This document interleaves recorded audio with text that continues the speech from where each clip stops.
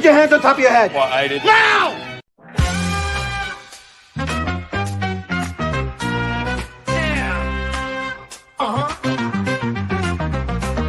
Never jam. Here comes the jam. Getting down with the truth. The only way he knows how to. Girl, what's his name? We call him the Chief. You're damn right. He's gonna get that sucker. Yo, track down the truth. You know what a track down the truth. You know it. What do they call him? We call him the Chief.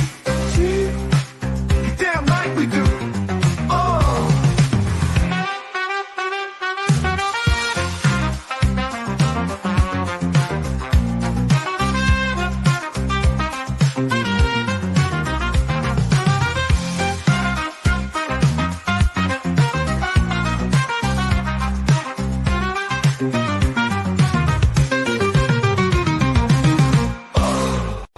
I'll bet your mother had a loud bark. Good morning. This is Morning Coffee with Chief. I'm your host, Patrick Jordan, here on Pop Culture Minefield. You can also find the show on Rumble. We broadcast every Tuesday at 8 a.m. Pacific Standard Time. Now, and you can also find me at LESD Twitter. You know, I've been going on a lot of the spaces these days, and there's a lot of interest. I try to go on a couple because I don't know who are all the people there, and I don't want to really mix with some people that are too extremists there. But they have some great spaces on X that I've been going on. I think one is called Medical Stealth, and it's Jewish folks talking about what's going on in Israel, and they're well connected, so you get the skinny of the intelligence agency, what's going on. And I just would encourage you to take a look at that new option on X. I think X is doing a great job at allowing free speech, and you know a little bit off subject for our show here, but also we saw Mark Zuckerberg today is he's going to change his posture, and he's going to allow greater speech. He's not going to restrict the speech at least as much as he was doing before, because he realized that he was being utilized by one side to suppress the other side. What a concept, right? Free speech. So anyways, we've been dark for 2 weeks for the holidays. I had a great holidays. I'm really happy to be back, and we're going to do the movie City Hall, and there's some relevance to the movie to what's going on today in the Big Apple. But before we get into our show, there's a couple things I want to talk about. The first, of course, is the Los Angeles mission. Now, I was down there for Thanksgiving, serving meals. I did not get COVID this year when I served meals down there. I saw a bunch of movie stars. I had to look them up because I'm not really much on the shows that are going on right now. I tend to be kind of an older movies and classics kind of guy, and I had no idea who some of these people. I had to look them up, and I can't remember their names now. That's how much of an impression they made on me. But we had political figures down there. The mayor was down there. The chief of police for LA was there. The sheriff was there. So a lot of dignitaries down there serving meals for Thanksgiving. And we had an interesting conversation just before the board of the LA mission, and I'm on the board, about what's going on with homelessness. And I know people are probably feeling a little wore out by this whole thing.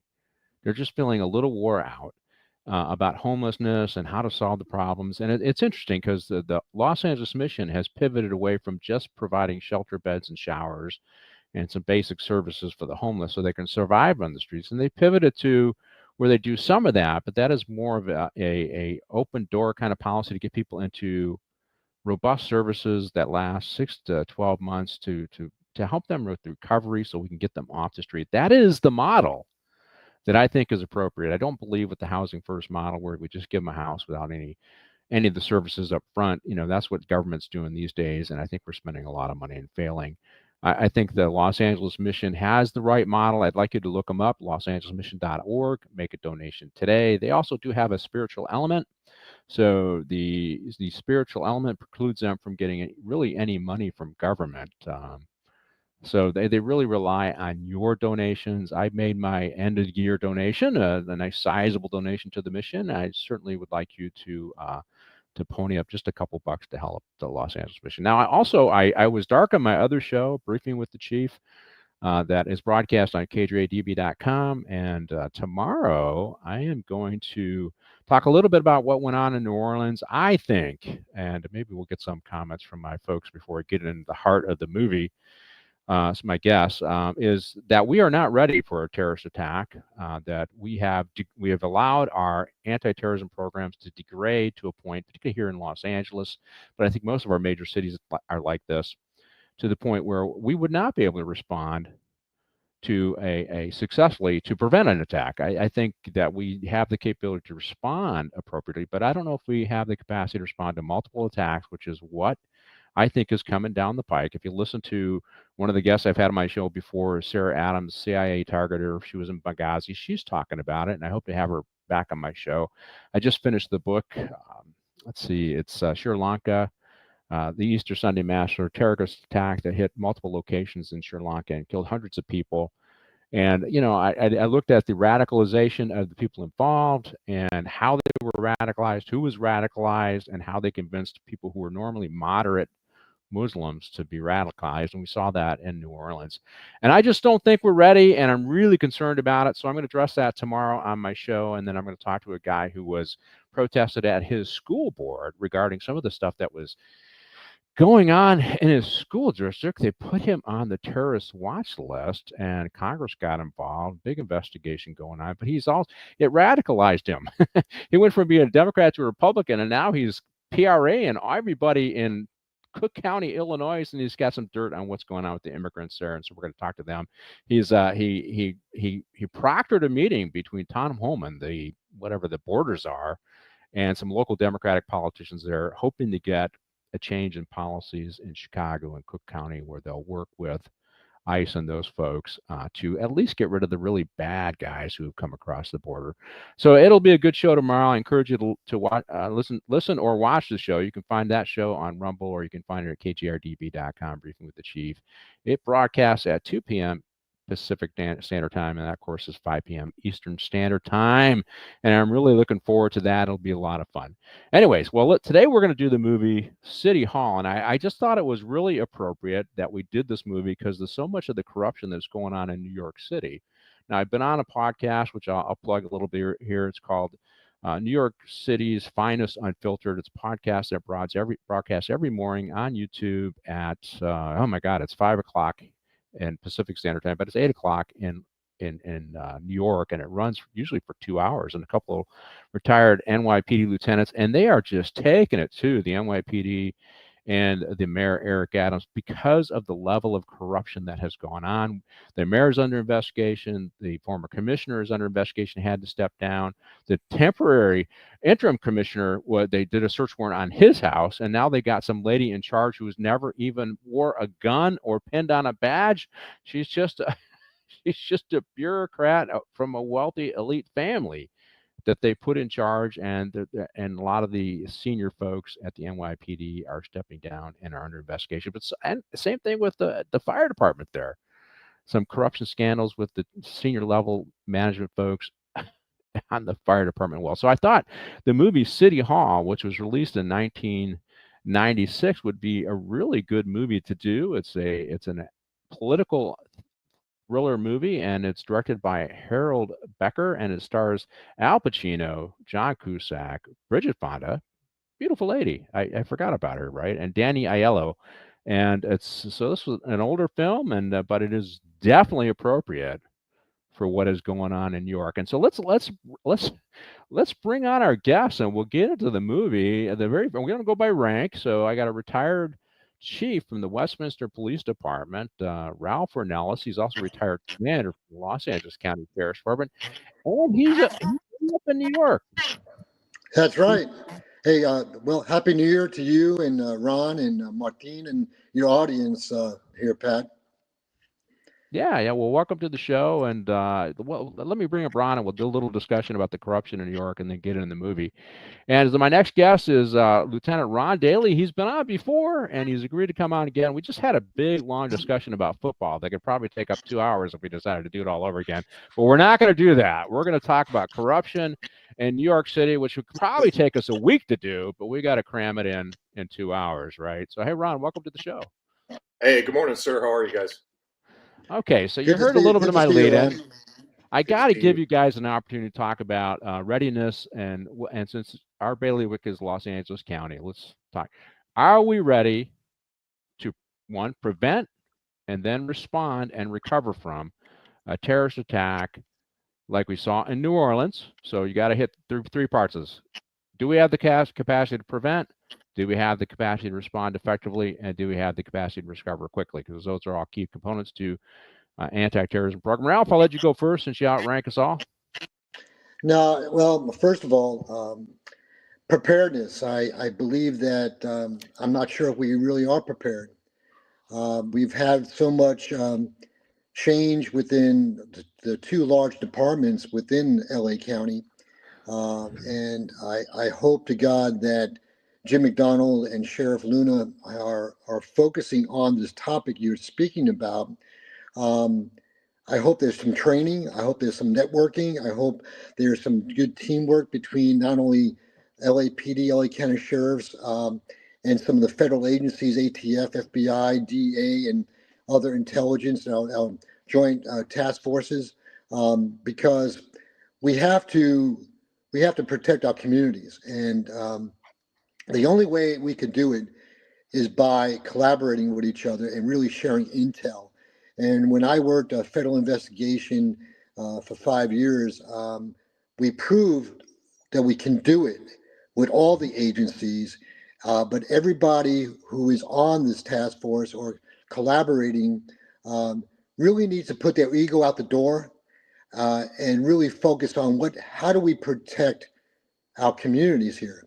And I believe that the intelligence community, I know a person on the Sheriff's Department who just retired was working the Antifa, and they did a great job prosecuting one of the only cases that was been prosecuted in the country on Antifa.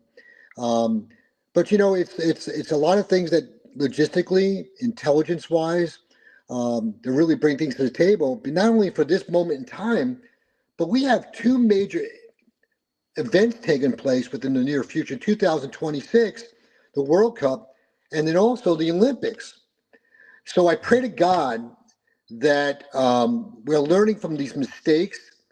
And when I say this, and I've talked to Jim, and I haven't talked to Robert Luna, but I said, Jim, I know you worked some things as a young officer in the 1984 Olympics, but we really you really learn from the mistakes around the country and the world. How do we really protect our community? And I don't know. I got to be honest with you, both of you in the audience, both you gentlemen in the audience, is this. What happened in New Orleans can happen anywhere.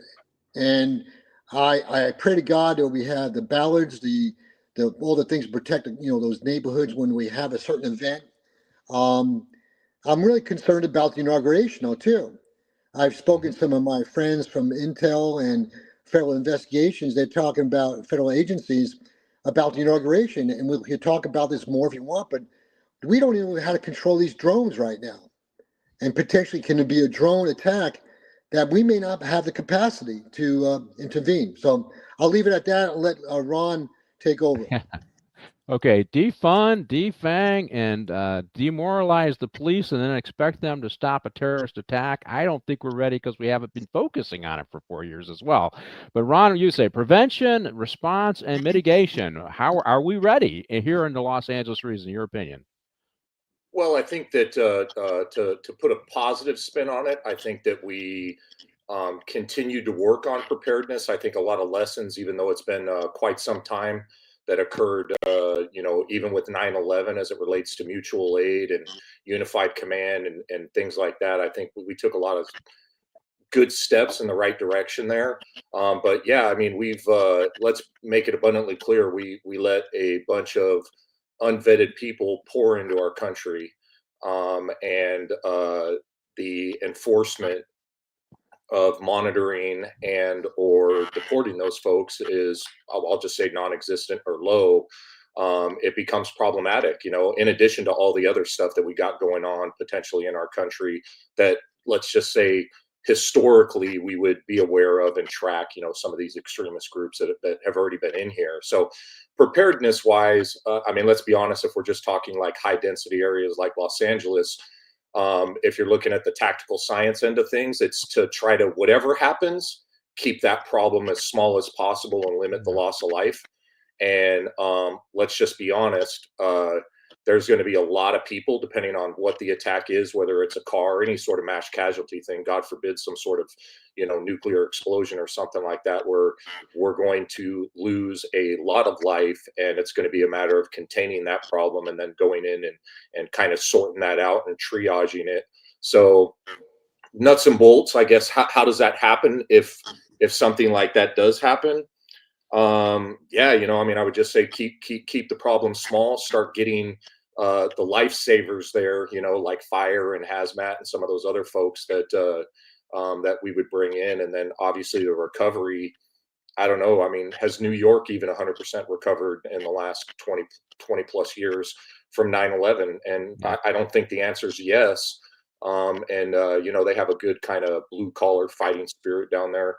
And so I think it would be something that, from a financial infrastructure standpoint, there'd be a new normal. I think, we'd get buildings back in place. We'd start to function again as a society. But I don't know that things would ever be the same. Instead of 2 towers, they have 1 tower. Instead of, certain things, they don't.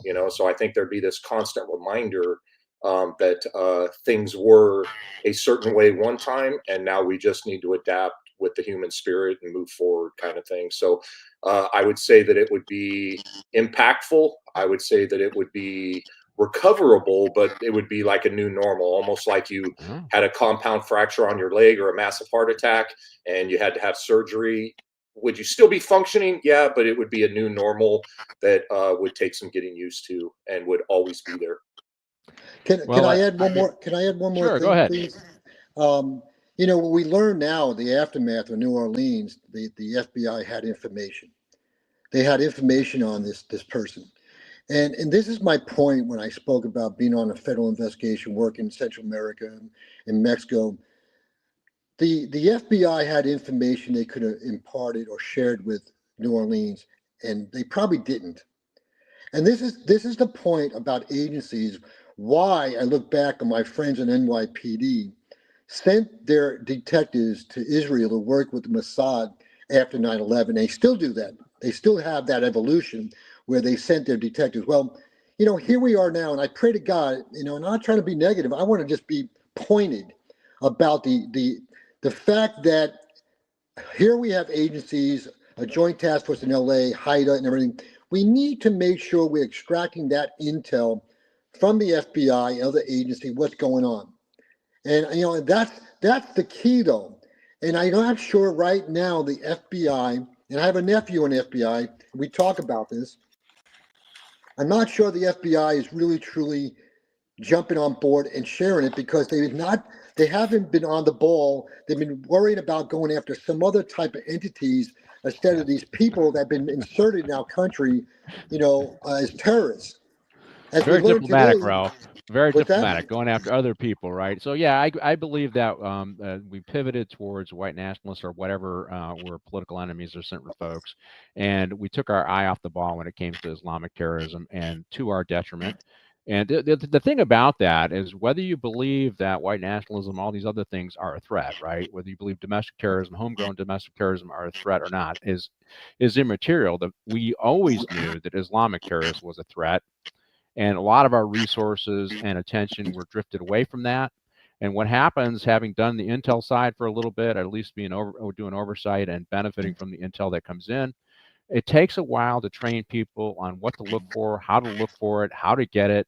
And when most of your folks, I had a friend on my other show, or a guy on my other show, one of the whistleblowers, Steve Friend, and he said, hey, they've taken the eye off the ball on anything but J6ers and all this other stuff. And what that means is you have a whole generation of FBI guys who haven't been looking at this. And so they haven't developed the sources, they haven't developed the methods, and they got to now learn that when we're already under fire.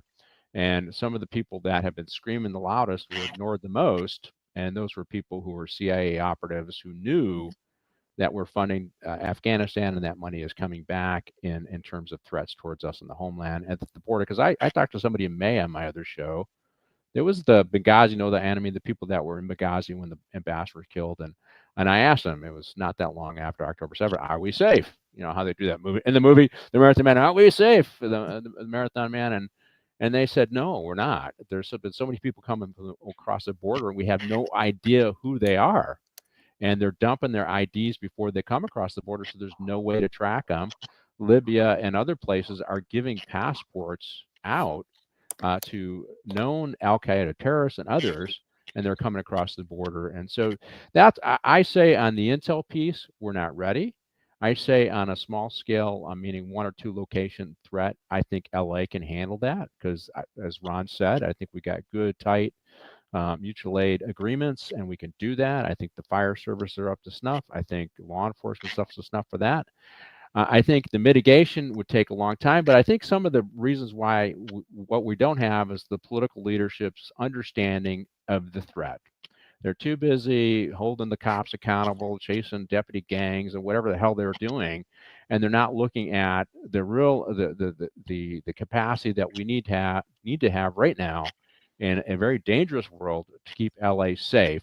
And that's because we got a bunch of, in my opinion, a bunch of leftists whose policies are driven more by ideology than practical, pragmatic public policy to deal with the real threats. And I characterize myself as a moderate Republican who looks for public policies that are practical and get the job done. And ideology, in my mind, never makes for good public policy, and that's what's been driving our system for, I don't know, last 10 years. That's why I don't think we're ready on the intel piece, and I think the only reason we're ready on the response piece and maybe the mitigation and recovery piece is because we have a lot of committed men and women in law enforcement and the fire services.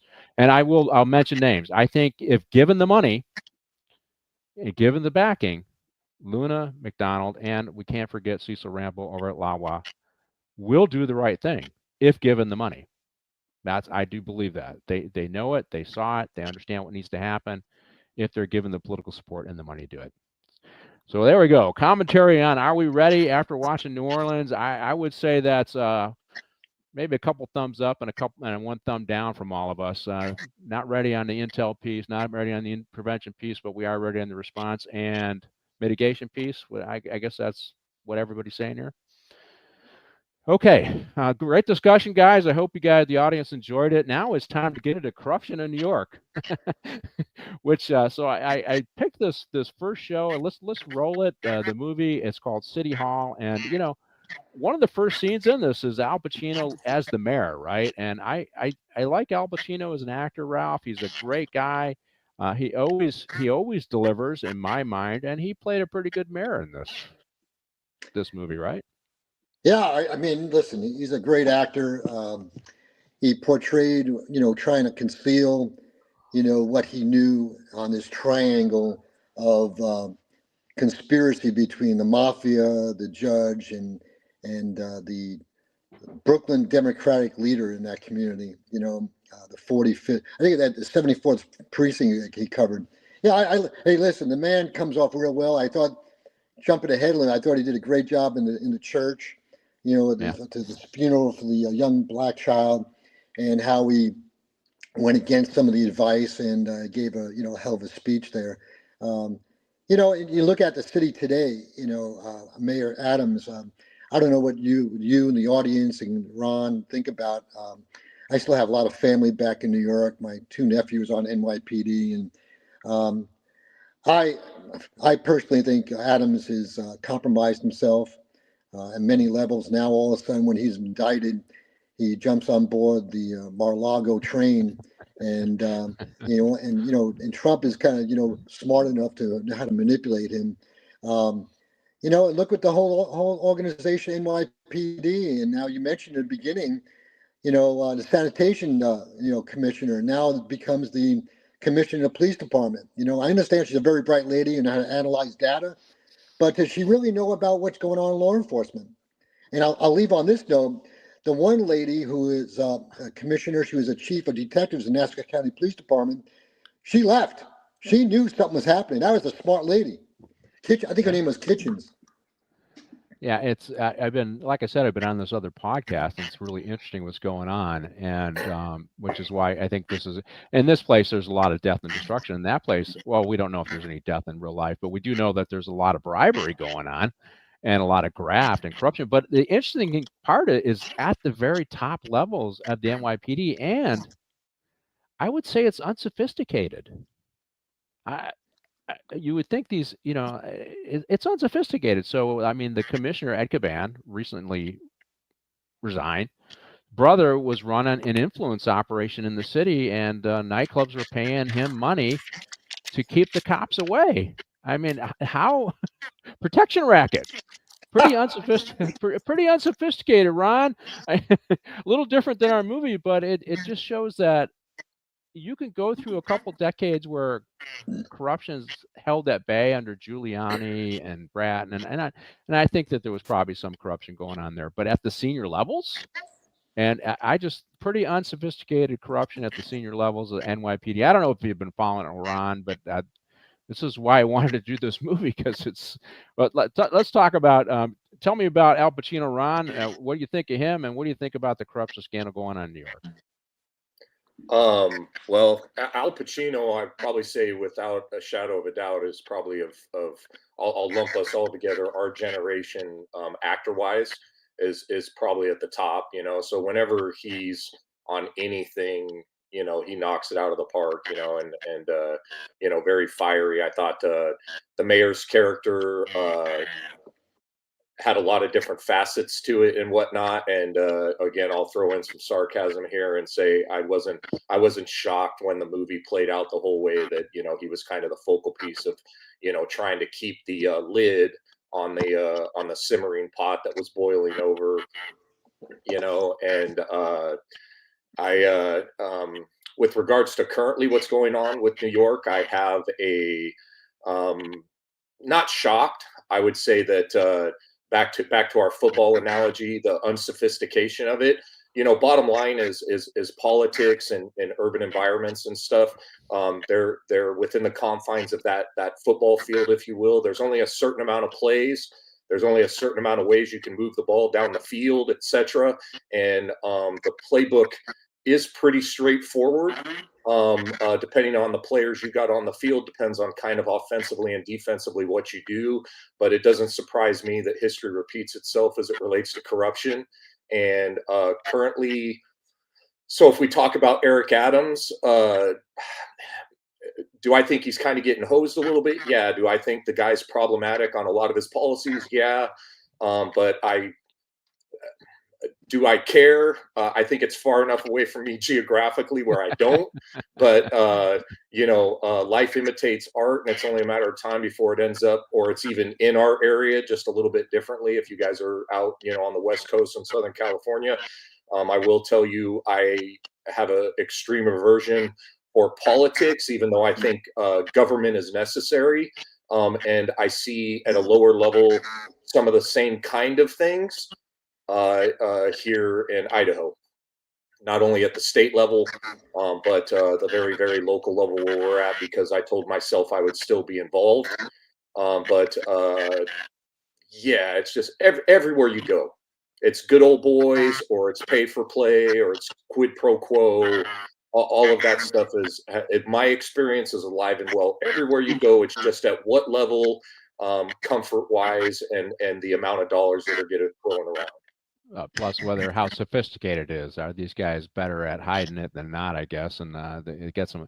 Anyway, so the first rolling scenes here, we see one of our guy, Eddie Santos. He's a detective, probably a narcotics detective, I would think. And he hooked up with an informant to make a connection. And he goes to make this connection, and a gunfight ensues. And the bad guy's killed. Yeah, it was pretty relaxed how he approached this guy too. I don't know what you guys thought about that. And then the bad guy is killed. Ultimately, Detective Santos passes away too in the hospital. But also shot in the movie is a 6-year-old boy, which means this ain't going to be swept under the rug. As soon as they hit that kid, whatever he was there for and was going to try and hide, or they wanted to protect, that's coming out now, because the 6-year-old kid was murdered. And Ralph, what do you think? So the tactics are kind of sucks, but that happens sometimes. You're relaxed. You think you're dealing with people that are going to give you some information. We find out that's what was going to happen. And then the shooting happens. He didn't have his vest on too. That was the other thing that bothered me. But as soon as that 6-year-old kid was killed too, whatever he was doing was going to get examined, whether they wanted it examined or not, right? Oh, absolutely. I mean, number one, as you stated, if it was just between Santos and Zapati, it would have been, all kind of covered up.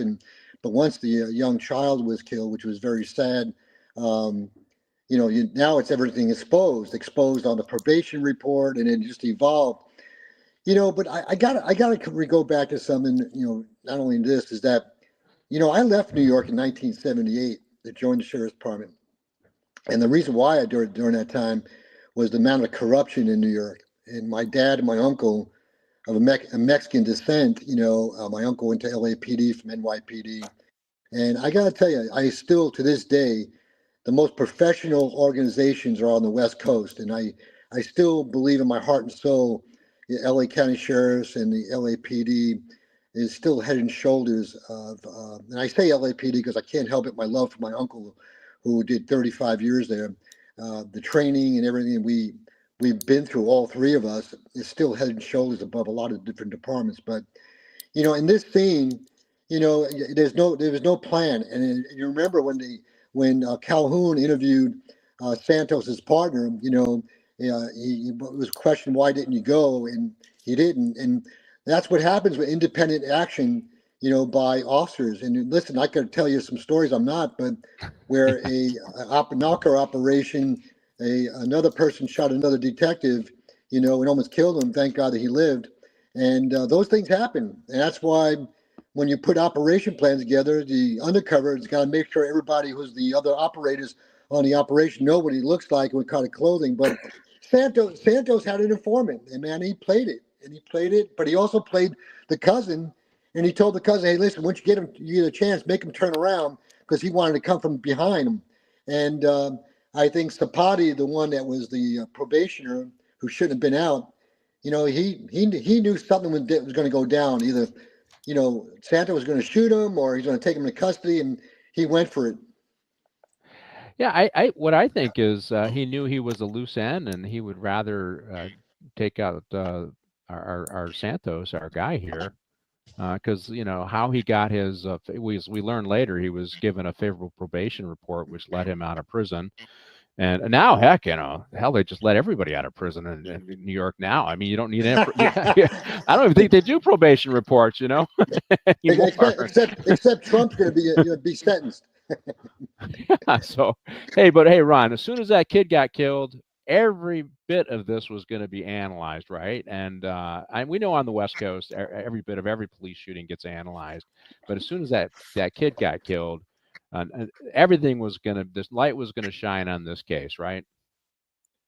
Yeah, I mean, just in my experience with the sheriff's department, any sort of critical incident, even a shooting, is going to be very at the acute level, and then long term going to be reviewed so that one, we can look at the impact that it has to the community as well as what we could have done better, so that we can implement some training things or mitigate we'll just say liability and monetary impact to the department and taxpayers.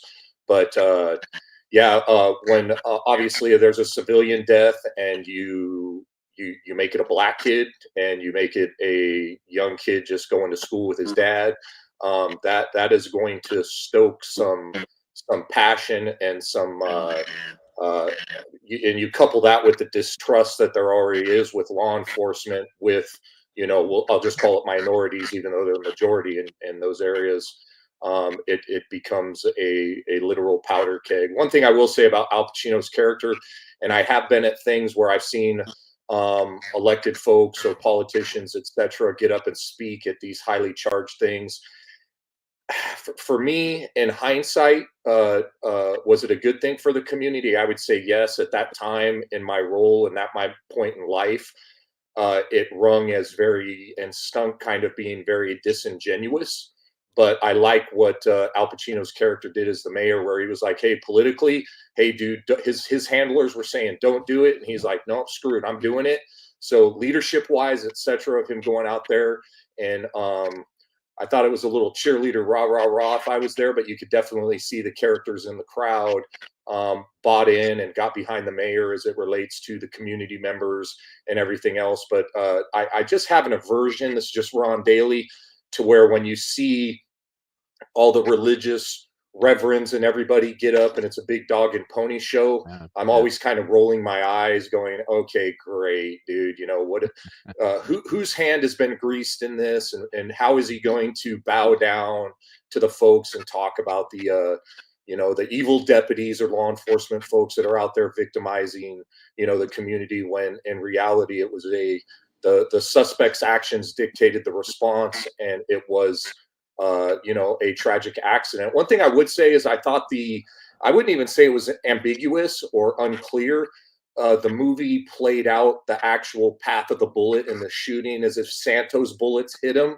Right. And they never really that's how it looked to me when you were playing out the angles and everything, and that never got explored. It was automatically just assumed, hey, the coroner's office determined it was the Zapati's bullet or the suspect's bullet, and I was kind of like, I was like, oh, okay, yeah, we'll just run with that. Why not? You know, and they never explored that. But it didn't seem to me when they showed the actual shooting, even though it was really kind of quick, I was like, that was Santos's bullet because the dad and the kid were downrange. But that was just my take on it. I could be confused, but no, I think you're right. That was part of the cover up.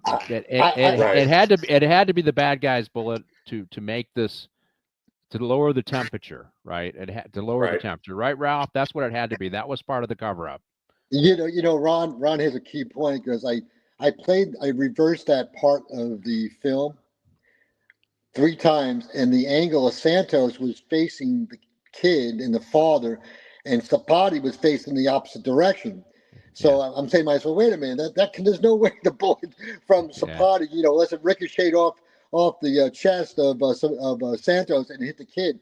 So I think you're 100% right, Ron and Pat, that was part of the wrinkle of the whole thing, and it didn't sit well with me, and just basically as analyzing the movie.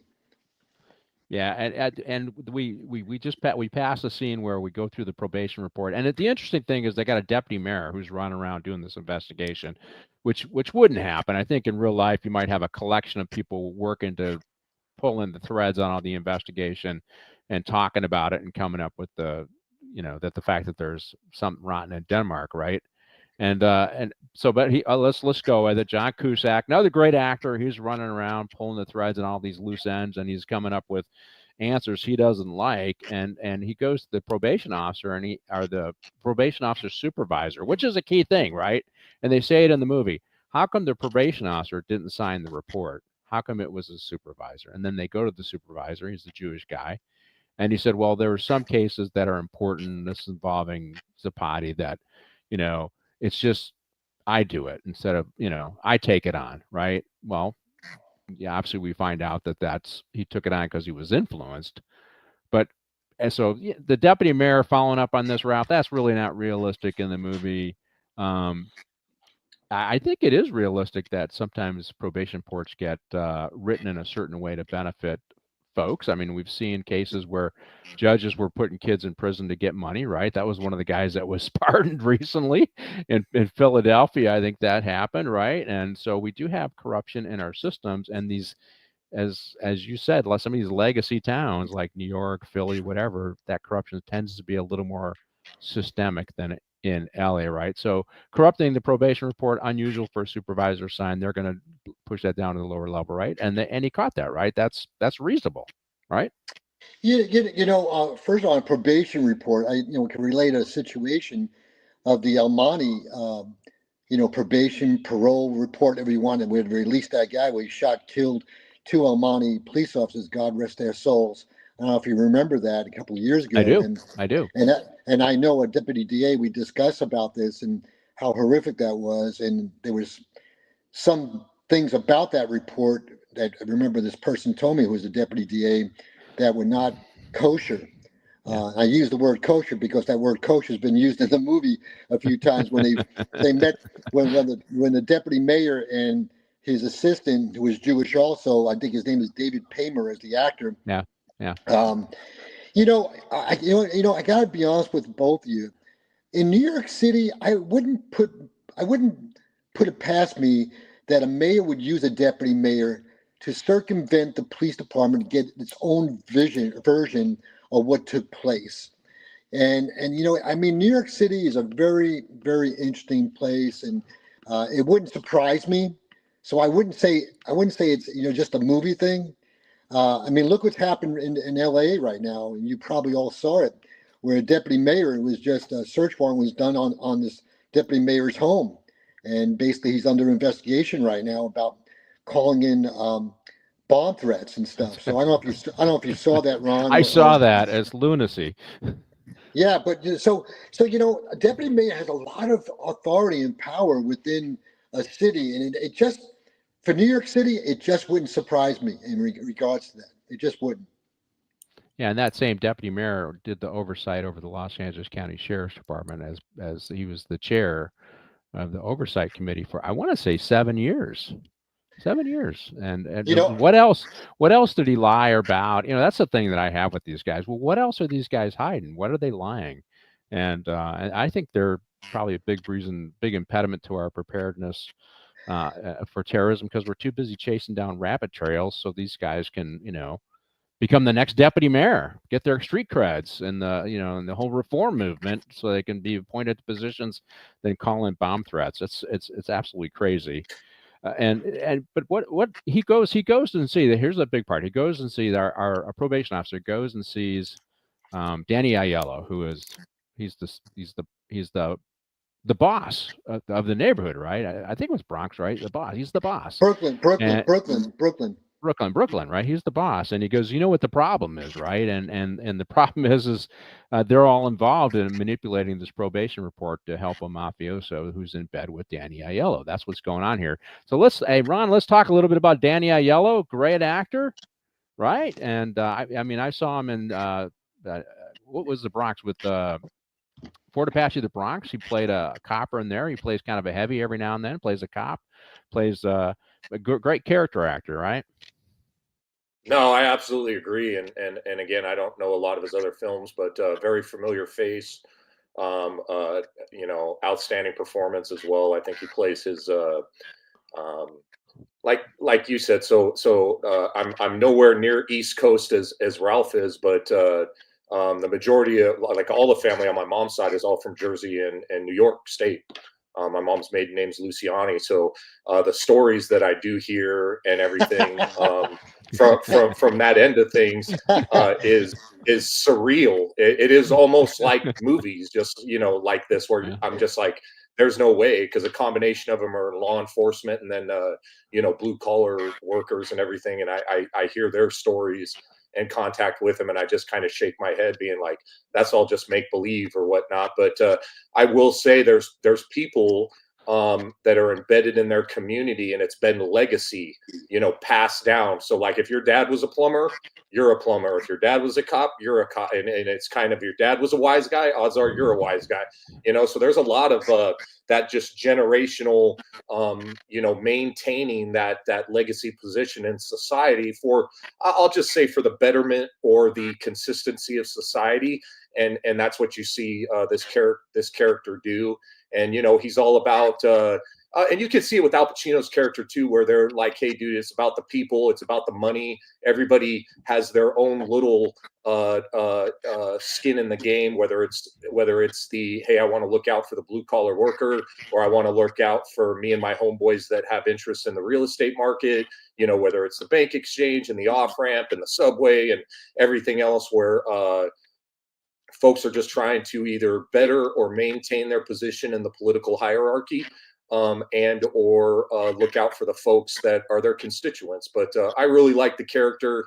I would say that even though it's a little sensationalized, I don't think it's too much of a reach to see people like that in the community. Like, even when the old lady came in and said she was having a problem with her landlord, and he's like, I'll handle it, kind of thing. Yeah. And that happens every day out there. I can attest to that. I'm sure Ralph can give story after story of people coming in of other people's office at the local level, just saying, hey, I know you can handle this. Can you take care of this for me? Because my sons have grown up with your sons, and we played ball together, and your dad and my dad were, at the same company for 30 plus years. That happens out there. And out here on the West Coast and where I'm at now, it tends to be a little bit more transitory, where people move and move around. Over there, the townships, the boroughs, people stay there forever, and that's how it is on my mom's side of the family. So I'll just leave it at that. But great character, great portrayal, in my opinion. Can I gotta Go say ahead, Ralph. something Yeah. that Ron brought up. So, first of all, remember the word that Pacino used a lot in the movie, Menschheit. Menschheit. First of all, the word Mensch means character. The other part, the kite, is like bringing two men or men together, and he used that numerous times. I remember growing up in New York around some of the Jewish people, they would use that term. It was about this bond, this strong bond. But Ron hits on something. I can remember my mom and dad were part of the Democratic Party in Brooklyn, and you had to go to, like, see that office that Danny Aiello had. Yeah. Uh-huh. We would go there if they needed something done in the community and stuff like that. It was always, a quid pro quo thing, and it's truly embedded in there where they paid off people, to get jobs, and just like in the police department, where in NYPD, certain people, they would use a guy like Danny Aiello. If I was older back in the 60s, I wanted my nephew or son to get a certain precinct to walk, it'd be a couple of scudolas, money that you would share with the guy like Danny Aiello to make sure that my nephew and my son got that precinct in Brooklyn or something like that, right? I mean, that is true. That is true. Yeah. I mean, it's really a reality.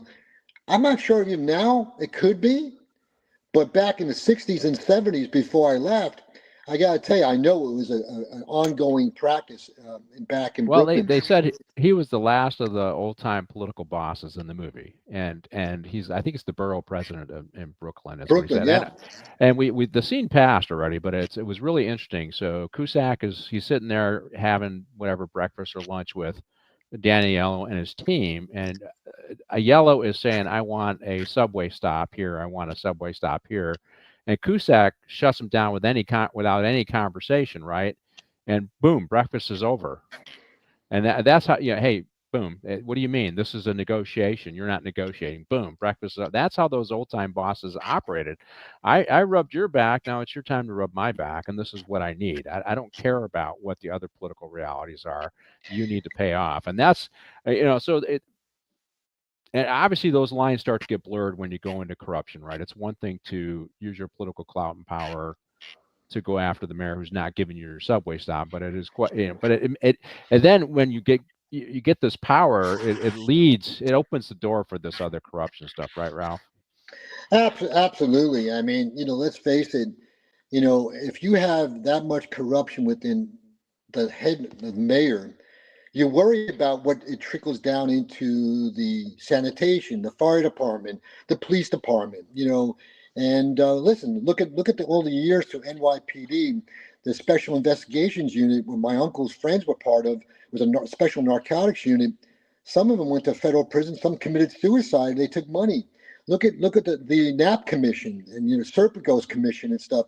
It was all related to all that, that kind of thing. But hey, listen, look at the LA County Sheriff's Department.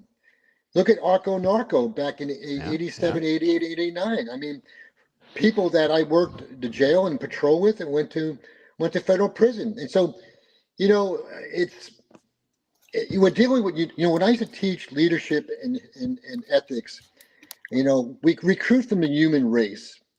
And, if you come in with a certain culture within your own family that you think it's okay to take a couple of bucks here or something like that there, or free something on the cuff, as they call it in New York, and free dinners all the time, stuff like that expands. And that's what they found out through the investigation on Arco Narco it was little things that eventually led up to larger things, which eventually led up to, taking money from the Colombians and put them back on planes back to Colombia. Well, the thing when we look at New York, because I've done several movies on New York corruption. We did Prince of the City. I think I might have done that with you, and I love that movie. Yeah. 7 Ups, and then we did obviously the French Connection, and there was one other one that we did that was strictly. And the way I kind of look at it from the West Coast, East Coast, Ron, and is for us, we just have eruptions.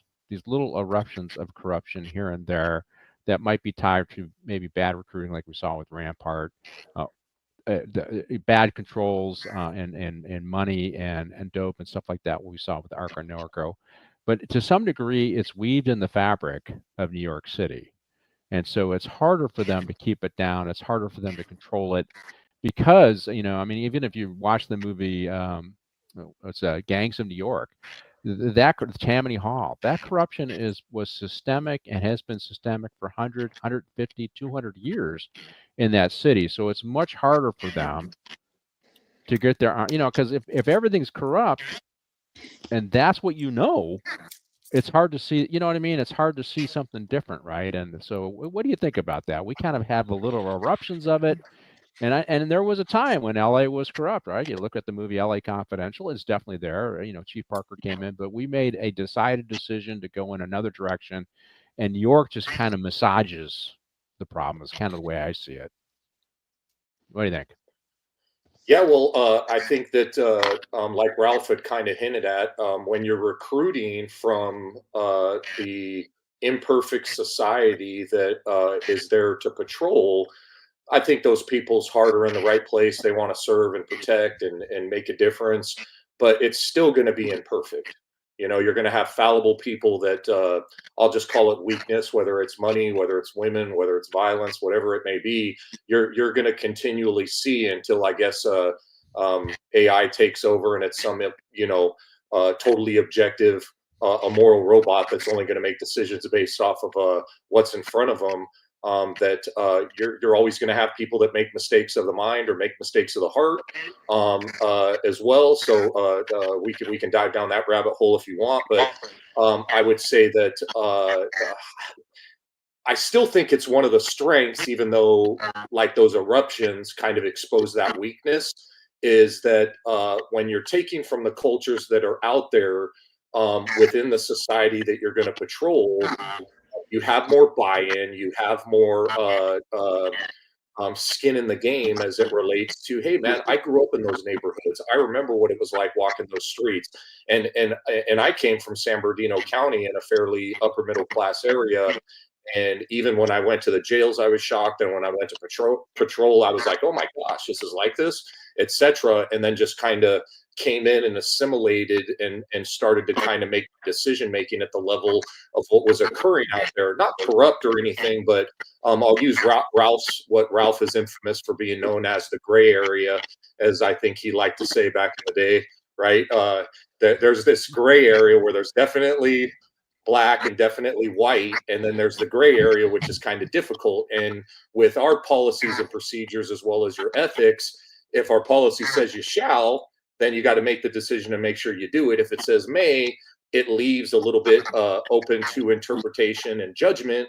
And my opinion is that where it leaves it up to judgment, not that I want to handcuff people's decision making wise, when you leave a little bit more up to judgment, you find that people creep up to that line, and before you know it, that line starts to shift and shift and shift, and things become problematic, whether it's at the lower level, and then they just keep thinking that, for example, I may or may not have knowledge of like where people were doing dispensary search warrants and stuff like that, and just showing up and maybe, forgetting to book the money or the drugs or whatever it was, and I'm like, how the heck does this happen, man? So it is one of those things, but I'd say that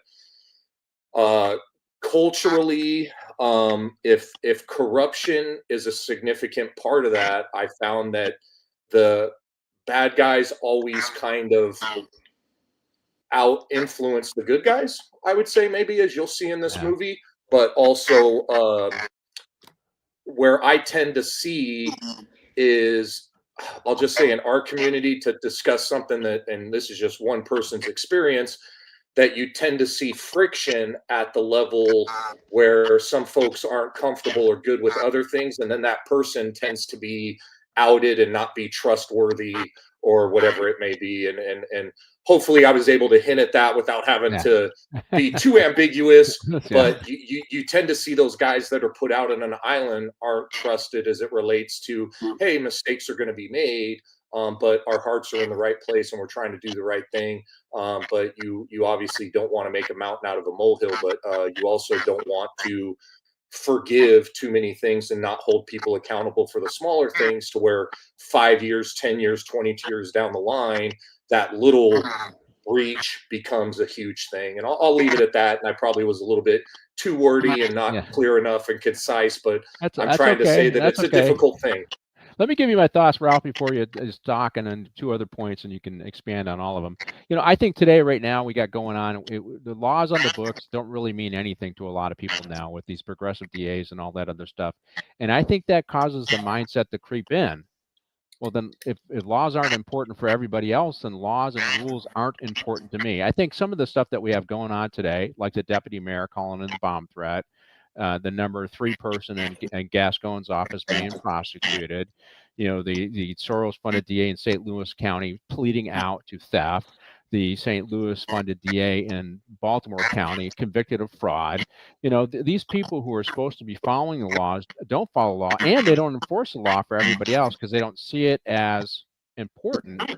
It's pretty hard to hold everybody to a standard that you don't believe everybody ought to be held to. So I think law enforcement gets held to a higher standard, and they should.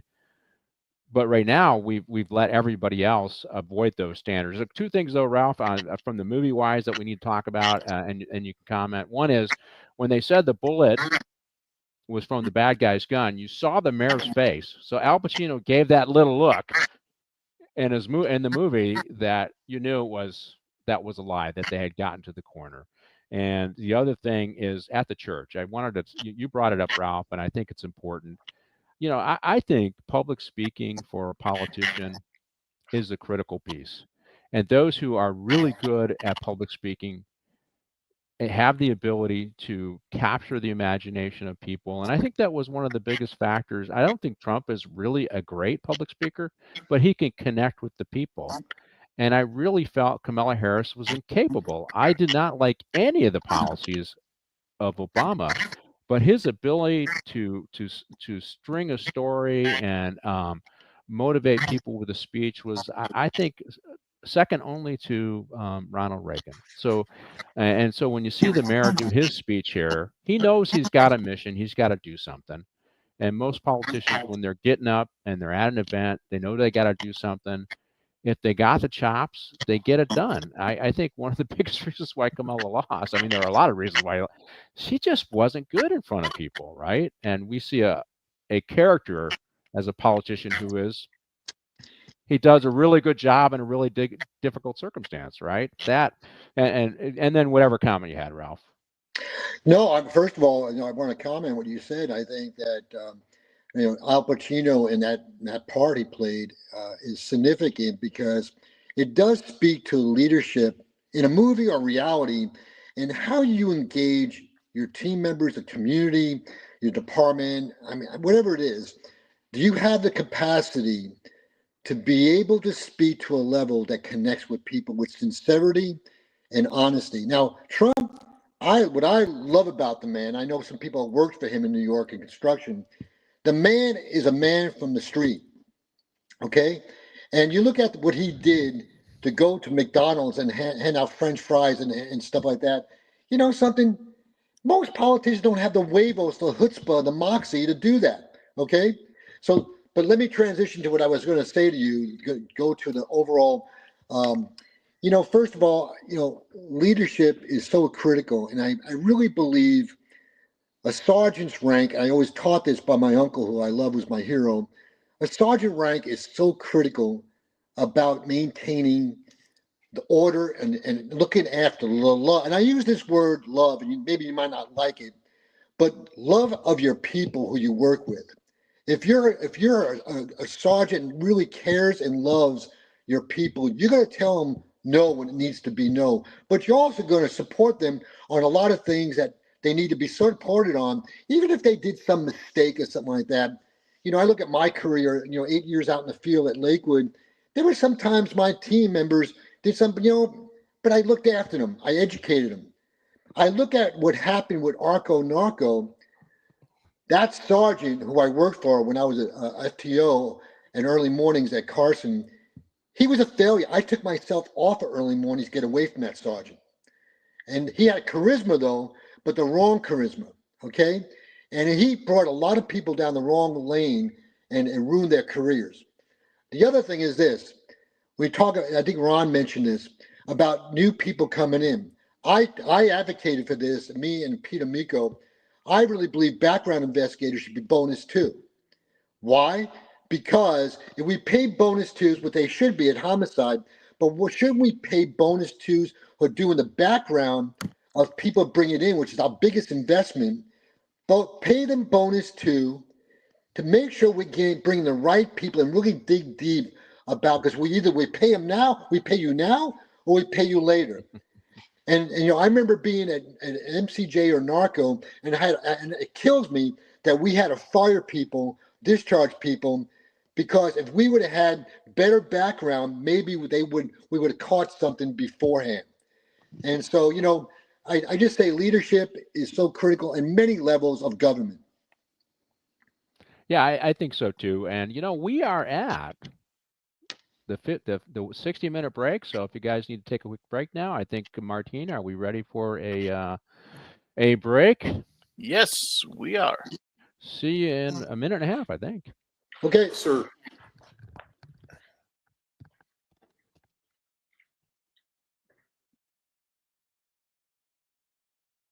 There's only one location on the internet where you can get it all. Movie, TV, and comic industry.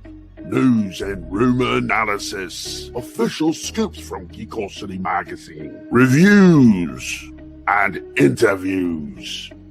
So, when you need it to be Sunday, there's only one place to go, mate. Pop Culture Minefield. Well, they're always talking nerdy nerd stuff. Right, jog on then.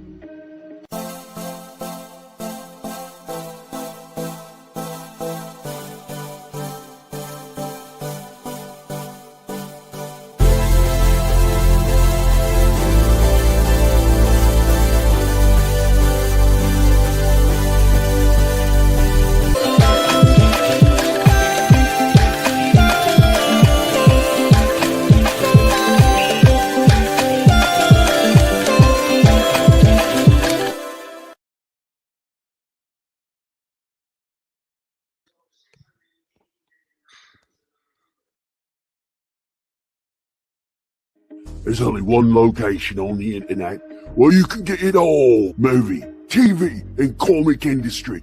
News and rumor analysis. Official scoops from Geekosity magazine. Reviews and interviews. So, when you need it to be Sunday, there's only one place to go, mate.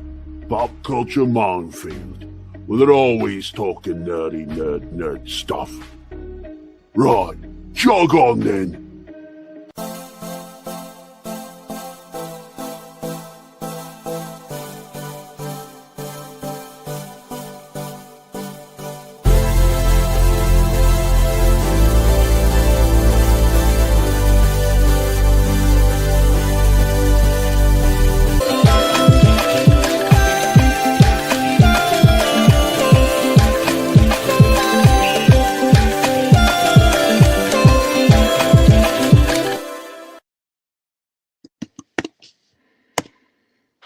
We are back with Morning Coffee with the Chief. We are reviewing the movie City Hall, released in 1996. And you remember, when you watch the show, remember to subscribe on YouTube, follow us on Rumble, and make sure you like the show. I'm getting some feedback, Martina. Mike, are you hearing feedback from me, or is that just... Yes, I'm getting it too. Let me mute any. I'm gonna mute Ralph first. Okay, talk. Okay? Yeah, I think it's coming from Ralph. For me? Yeah. Okay. Yeah, because I was getting feedback as well. No, from Ralph. Ralph. From I'm Ralph. sorry. Oh, from Ralph. I apologize. All right. Can All you right. hear me? Well, we're going to try and plow ahead here as best we can. And what does he need to do, Martine? Just log out, come back in, or? Wait, let me. Okay, try again. Okay, 1, 2, 3. Better. A little better, yes. Yeah. Maybe if Ralph, you can lower the volume of your speakers. Test. 1, 2, 3, 4. Test. Yeah, that's better. Yep. Yep, that's better. All right. Glad we got that resolved. We did a show with a little of that feedback coming back. Seemed to be worse. Just remember, hey, welcome back to Morning Coffee with the Chief. We are reviewing the movie City Hall about New York City corruption. The movie was released in 1996, and it is apropos with what is going on in New York. They got a whole bunch of corruption going on. I am joined by retired chief and retired commander from Ralph Ornelas and retired Lieutenant Ron Daly, and we've been talking about the movie now. Let's see. Let's get back to Eddie Santos. He's a good cop and a bulldog. They don't really say that on the front end of the movie. You're left thinking about it, and ultimately the deputy mayor talks to his partner, and his partner says, "No, this is a good cop. This is a good cop." But they try to set him up by Danny Aiello. He gets money from the mafia, and they want to get their name off the front page, and they try to set his family up to make it look like Eddie Santos is a corrupt cop, and he's the guy. The deflection away from the real corruption. The guy's dead. But what does this mean? This is now suddenly we got Bridget Fonda. I forgot how good looking she was. She's a nice looking lady when she was younger. I don't know what she's doing now these days, but I am tied up, so I have a special person. So, but she but so now she's in, and they kind of weave her in there. Sometimes they have to weave these characters in there so that you get the pretty lady in the movie too. But and she's there to protect the pension, Santos's pension for the family, right? So good cop, probably using some bad tactics, maybe a bad idea going out there by himself. At Pitbull, and we find out that he was actually going out there to get information regarding the skewed probation report. So the guy who got the benefit of the probation report is actually the guy that's supposed to give him the information. He ends up trying to shoot him and kill him, right? And he does kill him. But so he's a good cop. He's a pit bull, and so that's this whole nuance. So this is all a deflection away from the really bad guys, including the mayor, right, Ralph? Yeah, absolutely. And really was very interesting what you stated about, Bridget Fonda and the investigation. Wasn't it interesting that the money was set up who took a picture in Santos's house of a house in the hills or upstate New York, and they planted the $40,000 there. So the internal affairs captain was in on it. Yep. If you remember that. Yeah. Yeah. And it's very interesting how they weave that in, and there's no consequences for this captain from internal affairs who filtered that information to Danny Aiello. Because the money was planted somewhere. He didn't find it in the house. It was planted somewhere related to the family. His job was just to found it to taint Santos. And you're right. So he was in on it, right? He was in on it. Whether he knew the whole story, he just knew he was given it. And it's funny when on this podcast in real life. So these two guys retired from the NYPD. One because he wouldn't take the shot. The other one, they have a crazy oversight board over there, and this lieutenant is a Marine. I went to lunch with him. He's out here. His kid's getting treated at a local hospital, but he had like 8 complaints, and they stacked them up all one by one because they wanted to get them. And they opened, so they delayed all these complaints investigation because of COVID. Then they stacked him up and they were going to fire him. And he had bought back his military time, so he retired. But one of the things that happened, they started doing their podcast. And they started calling out the corruption, and they got death threats. So they complained to Internal Affairs, and the Internal Affairs guys, one of the investigators called them back, said, "Well, we found out who it was, and they're just allowed to retire," but wouldn't tell them who it was. And so they were using city resources to challenge these guys who are calling out the corruption and the mismanagement on the NYPD. Internal Affairs does the investigation that covers, and then, of course, then you find out there's these we've seen it. You see I don't want to say names, but we've seen cliquish behaviors where you had to have a coin or smoke cigars and have it. And if you're part of that clique, you got some benefits, right? Well, that's kind of what's going on at NYPD now, although it's gotten really bad because it's drifted over into hardcore corruption, right? And that's kind of what's going on the NYPD. And these guys filed the complaint, and it got suppressed. And now that they got this new lady who was in charge of sanitation in charge, they've been talking about it on their podcast. And they got one podcast, 30,000 people watching it, and for one morning because they were talking about corruption on the NYPD. And so this lady is starting to watch the new commissioner, and she's reopening the investigations. And so now they're calling him back to get the whole story, right? Well, what didn't we do right, right? Because they're calling him out. So it's really interesting. In real life, Internal Affairs is covering for the chief and the people who are corrupt. And in the movie, and this movie, which is why I really wanted to do this movie, it's happening the same way, just like, right? So but we've seen that powerful people on the department in the city will manipulate. I know I've experienced this. Will manipulate Internal Affairs to massage the investigation in the right direction. It's probably the best way to say it, right, Ralph?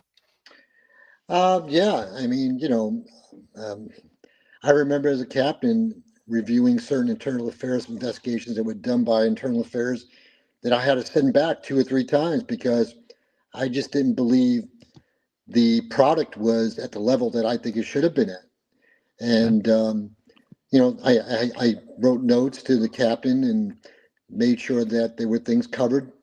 And yet, it's not about my ego. It's not about me. It's about, us providing a certain level of service to really correct behavior, and also to make sure we are transparent to the public too if we're getting questioned about something. And some of the times I sent it back, it was in favor, which I was happy for the detective or deputy, and sometimes it wasn't. And unfortunately, when you reach a certain level, Pat, that you and I were at, there's ugliness, and you got to be able to take it on the chin as a certain rank that you're in to be able to, endure the ugly commentary. But you have to look after the organization. Well, you want to try and get it. Well, I just in the real life situation, Internal Affairs covered for the senior executives who were are the person who actually targeted these guys, right?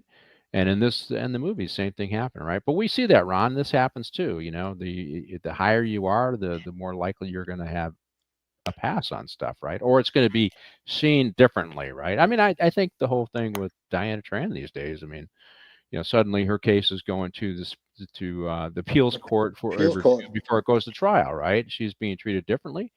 And I listened to the commentary, and they're saying, well, she was just doing her job. Hey, listen, the bright lines of the law, follow the law. And anybody who's followed any of her cases that she did on the department, staying in the lines wasn't something that she did, right? That was, for her, the ends justify the means, so doing it the right thing. And in this case, for the internal affairs, the ends justify the means because some pretty powerful people are putting pressure on them, right? That happens around, right?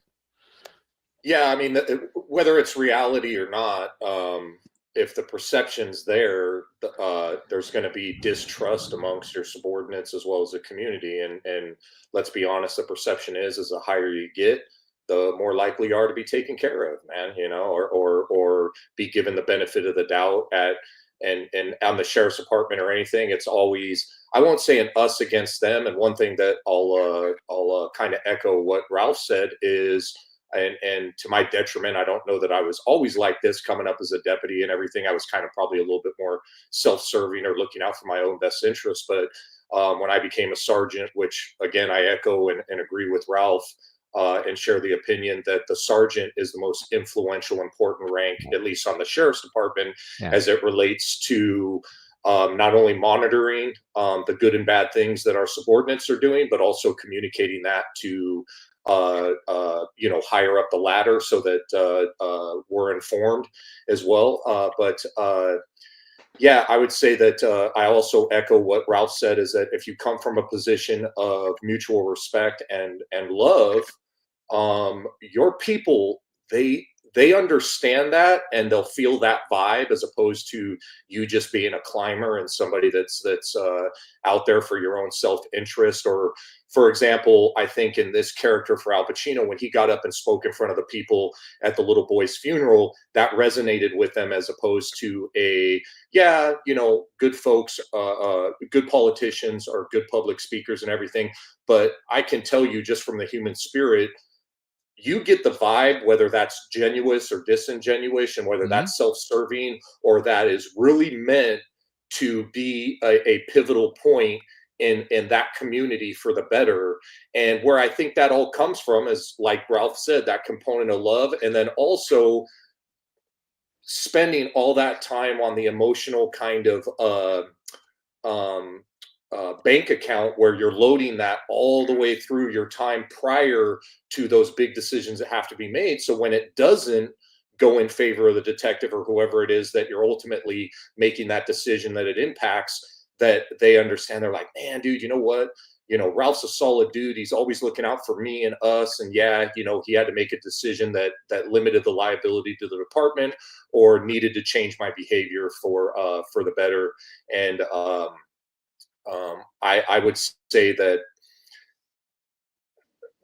different strokes for different folks. If you know certain people, the perception is going to be that you're going to be treated differently, and I'll leave it at that. Yeah, well, it seemed to be systemic in this case, and I think Ralph said it. Hey, you got to protect the department, but part of protecting the department is, I guess the way I said it to these guys when they asked me, I said, hey, you embrace critics, true critics, and you reject cynics. A critic is somebody that wants to help improve an organization. A cynic is somebody that wants to destroy it. That's the way I see it, right? And if the guy is being critical because he wants to improve the organization, and I get the sense that our deputy mayor here, he just wants to do the right thing. That's what he's thinking. He's a true believer, and he wants to do the right thing. But and these two, because I talked to these NYPD guys. I went to lunch with one of them. I said, well, what you guys are doing is you love the NYPD, so yours is criticism to improve, and they're attacking you like you're cynics, and that's kind of what's going on. And it was an interesting story because it paralleled what was in the movie. I think one of the things we start to see the movie develop, where the judge has been compromised. These guys do go upstate and talk to the original probation officer, and he lays the scam out. He goes, I wasn't going to modify. This guy was selling dope to kids. He deserved a 10 to 20 year sentence, not what he got. And I wasn't going to do that. And so I left the city, and I still got a good pension. It's with the state. And I don't have to do that anymore. Now, having watched what's going on in New York State these days, I have a feeling the whole state is corrupt. But, when you look at what's going on with Governor Hochul and stuff, but so they finally do get this story that this is systemic, and there's a lot more to the story, and obviously Santos is not corrupt, and there's a lot to hide. That's what we're seeing in the scene, Ralph, right? And good people do get caught up, and their way to handle it is just to get away from it, like we saw with their probation officer, right? Yeah, absolutely. But it's one of the topics, we're hitting about all the government issues, but the one issue that we haven't really spoke directly to is how much influence the mafia has, during my time growing up in New York, and people I know, and what they inserted themselves, and what the I'll say this, the Italian mafia. I'm half Italian and half Mexican, so I can say this. The Italian mafia had big influence on the NYPD, and had a lot of influence of what we see in this movie of government.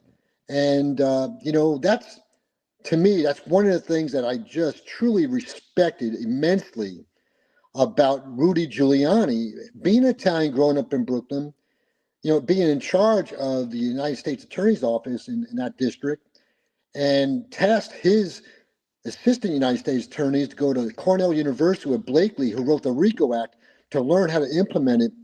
He literally, by doing that, really put a major dent in the five families' influence. Let me tell you right now, gentlemen, I know this for a fact.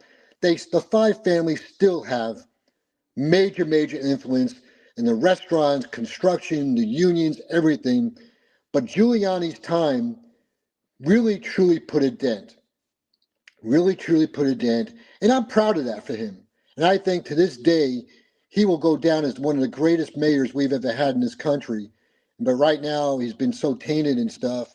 But it's sad because that man faced the dragons and the devils in New York City for a lot of years.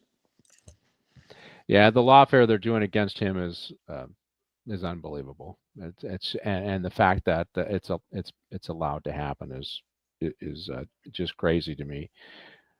But hey, this is about bribing a judge, which we see in and a great actor too. So we gotta mention Martin Landau. Oh, Good absolutely. actor, good actor, a character. He was a leading man in his day, but he as he got older, he became more of a character actor.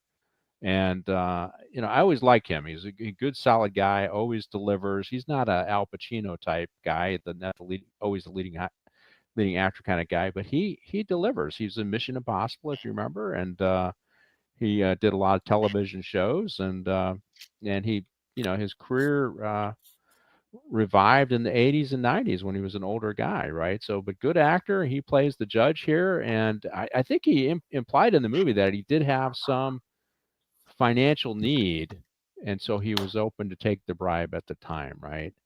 And this is kind of my plug for municipal workers have to be, whether they're judges or cops, have to be paid a fair wage, because that does, you pay a fair wage, you make people they can handle the basic, that does allow for them to resist that temptation. I mean, if you see in New Orleans, one of the lowest paid PDs in big cities, and it's a systemic corruption. Part of that is the culture, but part of that is the pay. If you look at what they pay down in these southern cities, here we get paid pretty good money. I think that is kind of a little bit of bulwark against corruption. But these things happen in New York because it's just, one, it's part of the fabric, but also I think it's a pay issue. I don't know what a judge makes in New York now, but I wouldn't be surprised if keeping up with the Joneses causes them to think that it's okay to take a little bit here and a little bit there. What do you think, Ron? Pay is a bulwark against corruption many times, right? Yeah, I would say that if you're paid better, I guess generally speaking, that your proclivity to fall to or be influenced by money probably decreases. But I mean, let's look at Mexico. It's either silver or lead. Hey, you either take that or you're going to die, kind of thing. I mean, that's not in America yet, but I think there's other ways to influence, like, hey, dude, we'll just replace you, kind of thing. But I don't know. And looking at the John Cusack and Martin Landau's exchange in the that study area, Yeah. I don't know that the judge is doing too bad as it relates to like his income, if that's like his study at his house or his brownstone or wherever he's at. But those people don't get into those positions by accident. And I think the farther that they go up, I don't want to use the word compromise, but certain folks are looking out for them. And the expectation is that you're going to, ultimately have to repay the favor at some point.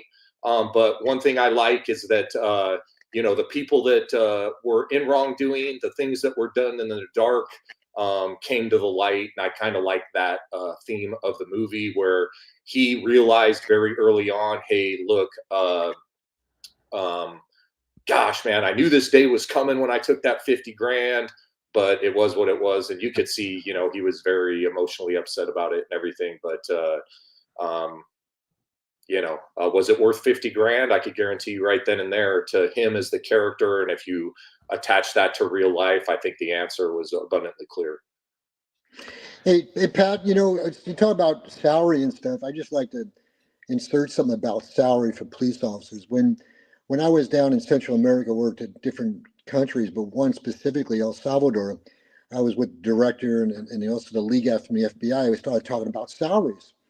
And when I first went down there, was there for 2 weeks in 2005, and they were making $300 a month. Yeah. And in El Salvador, they get paid by U.S. dollars. And so I said, don't you ever think about director? His name is Rodrigo Avila, and I said, "Don't you think about maybe increasing that monthly salary because you're worried about corruption?" I mean, that's. And he goes, "Well, what do you get paid?" And I got, in that time I was a lieutenant, and I sidestepped the issue because I didn't want to give up the salary because I was making more money in the league at from FBI, and so the point is, they did increase it a month, because some of the coppers were getting by MS 13, 18th Street, were being extorted and being manipulated, with corruption, promising to give them monies of their extortion operation to these officers and stuff. So, money does play a lot into salary. And I think personally, I don't know what Ron thinks. I'm gone from it for a number of years, but I think our officers and deputies get paid pretty well Mm-hmm. in East Coast. I think New York doesn't get paid as much as our deputies in LAPD, but I think our deputies in LAPD get a pretty damn good salary. I know it when I was at Chief of Westminster, they had a pretty good salary too. But I would ask Ron because Ron, you just retired, Ron, right? Yeah, in March. Yeah. So I mean, you could answer that question better than I can about the yearly salary or how they're getting paid. But I think it does equate to, about sometimes the corruption, and it's one of the issues, but there's other issues involved in it. But I'd like to hear from Ron. Yeah, I would say that our entry level folks, even though they went to that Plan C type deal, which I think kind of got guys hosed, but I understand the fiscal folks are trying to make things work. But I would say our deputies are very, very well paid, and I'll even go back, almost 30 years to when I was an entry level deputy working the jails and maxing out on overtime and everything else. That money was not an issue, as it relates to decision making or anything like that. But I would say we're very well compensated when somebody's coming on board. I jokingly used to say this as a DI as well, a drill instructor in our academy, is that, are you here to make a difference, or are you here just for the paycheck and the dental plan kind of thing? Because I think the benefits and everything that you get and how you're compensated is, I don't know how it compares to other folks. I know some of the smaller agencies in Southern California, I can think of at the time like Beverly Hills and some of these other places. I looked at their pay and the gear that they got as like a standard issue deal, and I was like, man, dude, if I could get that at the sheriff's department. But I would say the sheriff's department folks are very well compensated, and I'm always an advocate for increasing that pay and that benefit as well. So I don't want to say like, hey, these guys are saying you make more than enough, but with inflation and everything else, if our folks are going to be making these literally life or death decisions and moral decisions that are ultimately going to impact our citizens, that they should be compensated if they're going to be held at a higher standard, in my opinion. Yeah, I I think agree. I kind of agree with Ralph. I think we make pretty good money out here. I think it ebbs and flows in the South and maybe on the East Coast. And Antons, thank you for your kind words on this. Is a good movie. I enjoyed it when I picked it. Can Baltimore County, that he's got some stories to tell if he was a copper in Baltimore.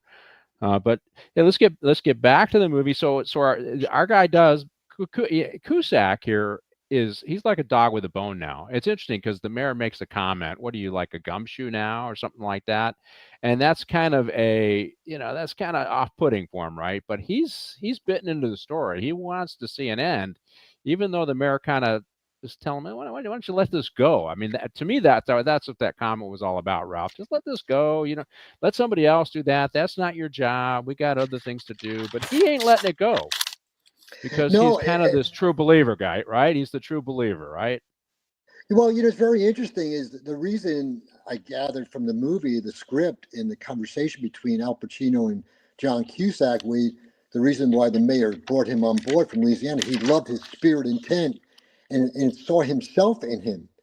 And I believe what's transpired was the evolution of Cusack developing during his tenure with him, and his belief that the mayor really had his sincerity and really had this spirit of really being a great public servant for the people of New York City, and then maybe taking it to the next level.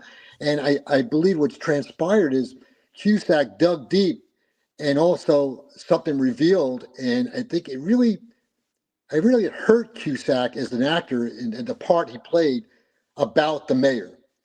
And it's kind of unfortunate. It's unfortunate, but that happens to evolution. And as you develop about people you had certain aspirations about or beliefs about, and then bada bing, they disappoint you. Yeah, we're I just like that he's bitten into it. He knows this is going to go the wrong direction. I think Cusack already knows this is going the wrong direction. He already knows, but he's going to do it. And you're right. They do talk about how he looked up to the mayor. He saw positive things in him, but he's now working with them. He's getting to see the warts, right? And it's um, somebody said it to me once. If you're going to play in the mud, you're going to get splashed, right? You're going to get tainted sooner or later, right? And that's kind of I had to give a little bit to get along to get what I need done, is what ultimately the mayor says. But we have a big scene with Danny Aiello, our Brooklyn borough president. He's now at this point in the movie, he's already killed himself, but he got a visit. He got a visit from the mafiosa guys, so Petty. He goes, I need my name out of the paper. I pulled every thread and every string that I could. He's kind of like the Godfather guy. I've talked to all my judges. I've talked to all the people that are in my pocket, like dimes. Dimes, like so many dimes and nickels, I think they say in that movie. And I can't close this door. I can't shut it down. Right. I've killed somebody that's in my family who's going to snitch. And I've tried to plant the money on the officer. I've done everything I could. You're the loose end. And this is what he's saying to Danny Aiello's character. You're the loose end, right? And it's already been decided. I mean, that's what he says. It's already been decided. And it was an interesting exchange because he comes home and he doesn't normally come home, and the wife is there and she goes down to do some laundry, and she already knew she knows what's going on. She saw the news.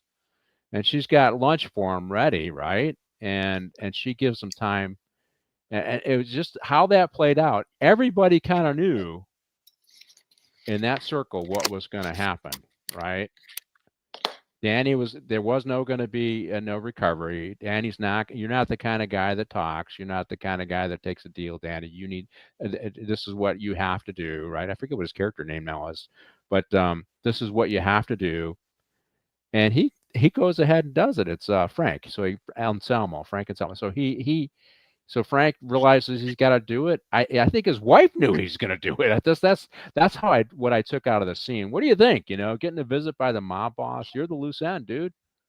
It's already been decided. Don't make us do it to you. Take one for the team. Do it to yourself. Suicide. What do you think? Who are you talking to, Ron or me? Yeah, I'm talking to you, Ralph. You're the one the most experienced of these New Yorkers. hey, I knew it right away when Mr. Sapati showed up at that back door, not the front door, the back door. Yeah, I told my wife we were watching, I go, he's going to tell him he's going to have to take himself out. And it's reality. It's reality of the organized crime power, that they impose upon, and I think the wife knew it too, even when he was driving in the car, and the pointer was, the part with the supervisor from probation, and they go to the coffee shop, and Danny Aiello and the waiter is singing songs. Well, Sapati knew he was a singer. He knew he was a weak character that would give him up in a New York minute, in less than a minute. You're a singer. He's a singer. And that's why he said, hey, you got to go. You got to go. Do the right thing for your family. Bada bing, Yeah, for your family, for us. Yeah, well, that's what he meant by the family. Yeah, his family, for us, right? Yeah, Ron, what do you think of that scene? Everybody kind of knew how this was going to play out when they couldn't close the door. I think they used that word. We couldn't close the door on this one. You're it. You're it. You can close the door on this one, right? Well, I guess I'll just use the term even there's even honor amongst thieves, kind of thing, and the culture that was there. I mean, he knew what he had to do, because if he didn't, that culture, as I know it, which I have, an ancillary understanding of it, is it impacts you generationally. You know, I mean, that'll be a stain on their family, but it'll be like, hey, he was a stand-up dude. He was a stand-up dude and did what he had to do. I would argue the point that I don't think he was the loose end. Ralph's insight, how he was a singer and everything in the thing, I never really thought of it that way, and that's a really good take. But if he was willing to off himself, then my opinion, and basically, you know, in an honorable way, you know, commit seppuku or, you know, harikiri, and just, you know, end it out of potential dishonor or him being a loose end. I don't know that he was a loose end, because I think his actions demonstrated that he was a solid guy, but he knew what he had to do. So he you know, he went and did it. But for, I guess, I won't say a greater good, but you know, the bigger picture for that. But yeah, tough thing. I definitely think that just like it came to roost with the judge, and the judge was you know, very contrite about it. I think, you know, Frank always knew that, hey man, this day's coming, and you know, it's part of the game, and I potentially could have to do that. Yeah, well, I think they said to him, it's already been decided, so don't make us do it, kind of thing, you know. So he's going to get hit, right? He's going to end up in a trunk somewhere, or the river somewhere, or in a ditch somewhere. And so he decided to do it in his own way. And you know, and it's you know, as somebody who disappear, you know what, we're still talking about Jimmy Hoffa, right? So somebody who disappears, you know, that's their legacy. The guy kills himself, and you know, the door closes, so to speak, right? Like you said, hey, we couldn't close the door. You closed the door for us. And now everybody can move forward. And the judge, we need to talk about that. Judge resigned as well after his conversation with Cusack here. He resigns, and that becomes a big deal. Well, why does a sitting judge resign all of a sudden, right? So they've been building a story. Who wrote the probation report? Why did this judge go along with it? And that's the other part of this that's kind of interesting, Ralph, is the media does technically play, you know, from a theatrical standpoint, you know, because somebody else besides Cusack is digging. It's the media, and they're putting it out there on the front page. And we can't necessarily count on that, if depending on who's corrupt. If the corruption is of one party, it'll probably hit the papers. If it's of another party, you know, all bets are off, unless it's going to get you some clicks and you know, and views, right? So, but the media played a part in this, because they're the ones who are printing the story. They know there's something there. They smell something's there, and that is old time New York, right? Where if they could sell print, they would leave with that corrupt story, right? You know, I'm laughing to myself because I told my wife, I go, you notice all the newspapers they had was the Daily News. And the Daily News was like the paper during the 60s and 70s. And you notice even when Danny Aiello is driving a car and he parks it, when he reaches and lifts up the newspaper, you know, it's a Daily News, because everything is at that time, even up until I think Giuliani left in 2001, the Daily News was probably the most popular paper, with Mike LaPica and Jimmy Breslin.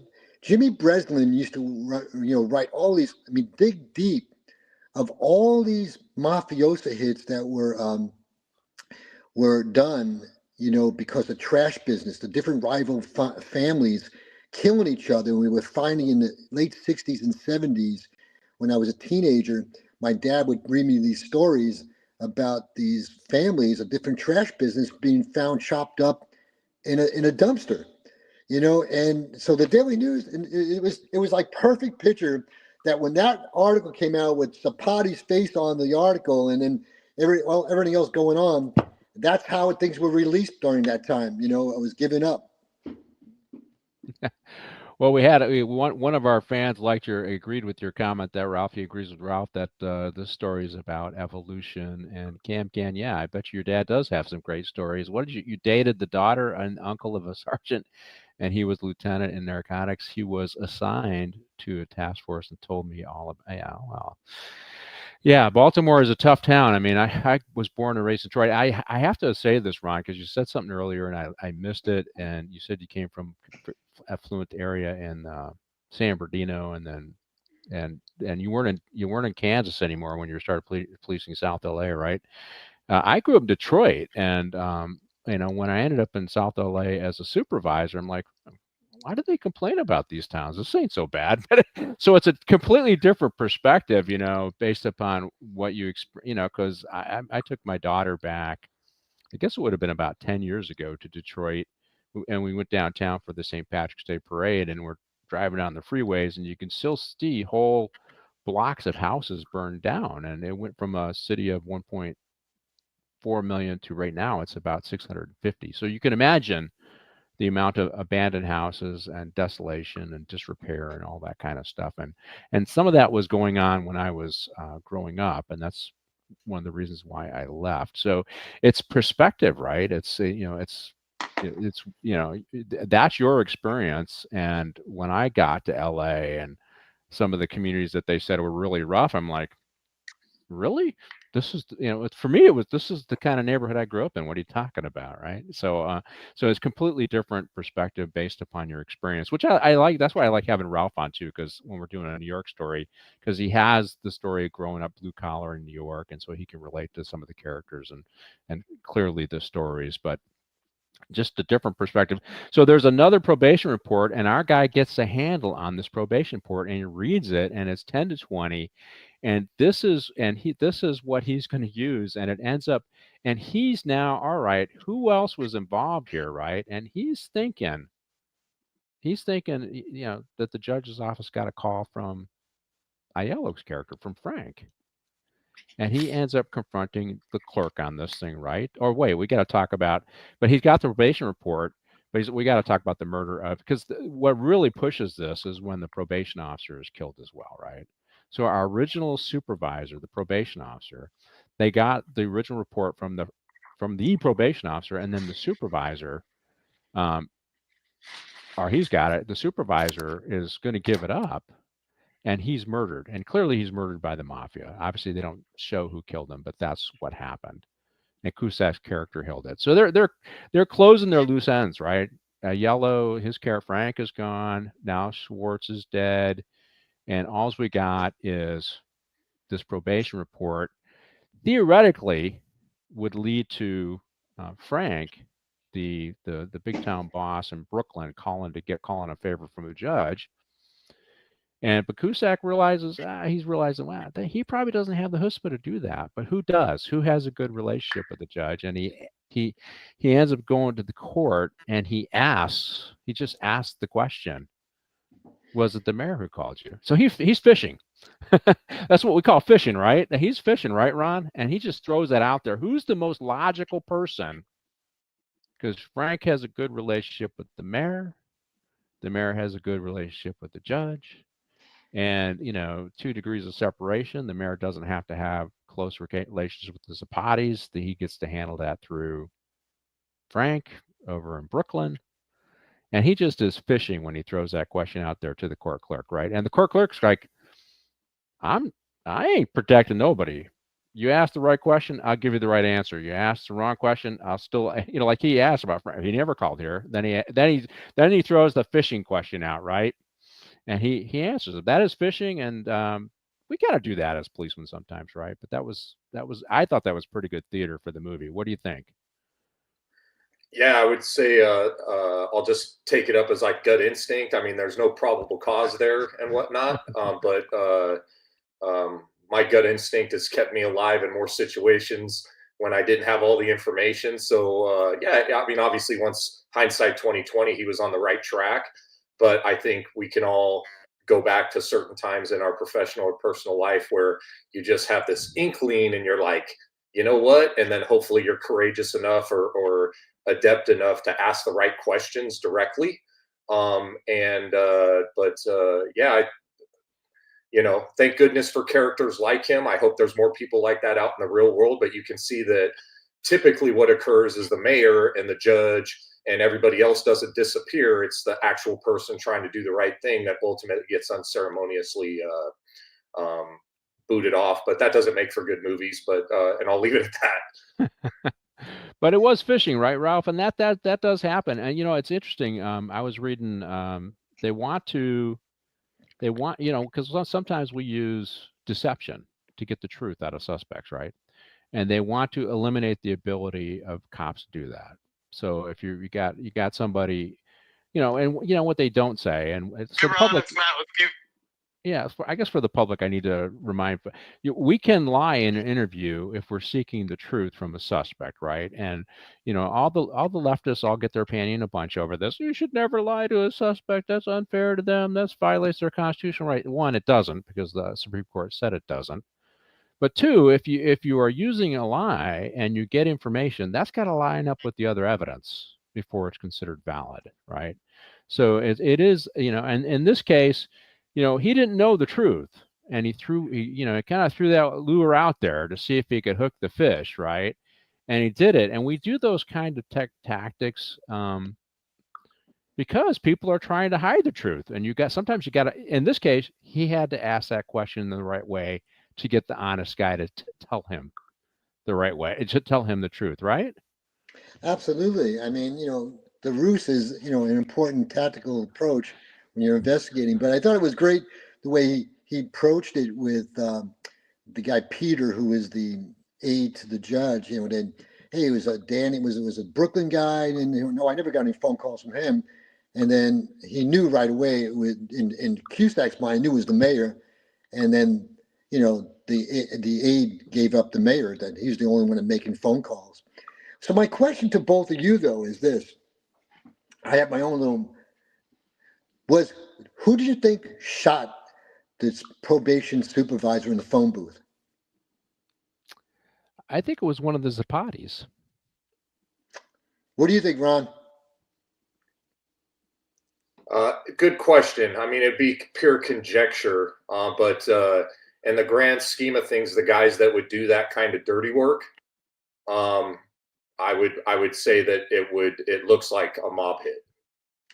You know what I thought about? The shape of the shadow? I thought it was Danny Aiello.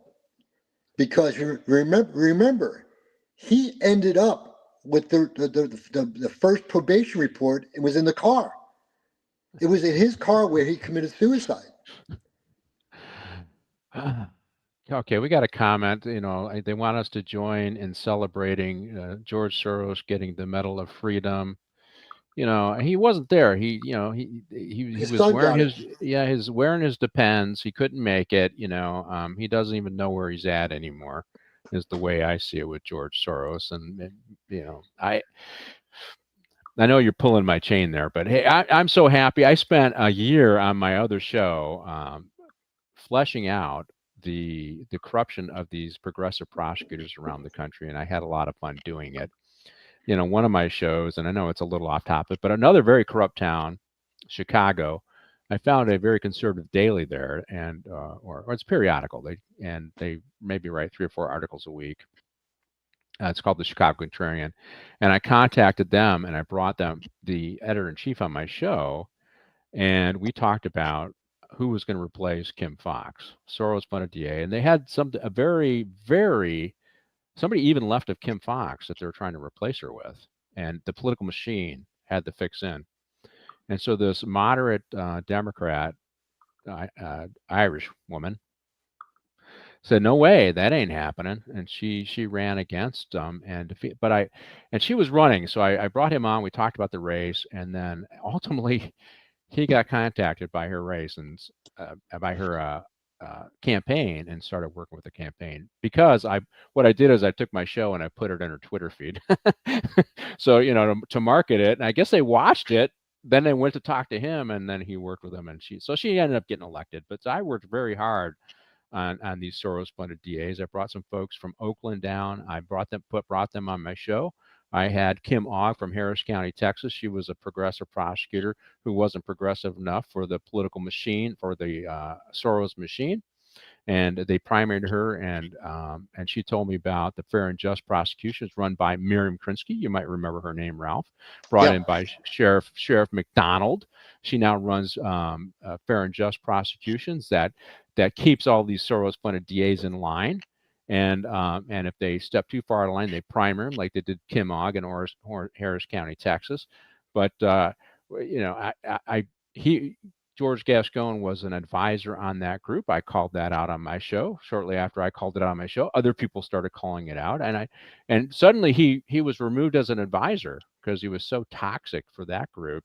But yeah, Soros, and I traced the money. You can see where the money came from. He gives money to an organization called, I think it's Tides Foundation is the name of it, and then that organization gives it to Fair and Just Prosecution, who then works as a lobbying arm for all of these Soros prosecutors, and they provide legal services, including friends of court briefs to all of these.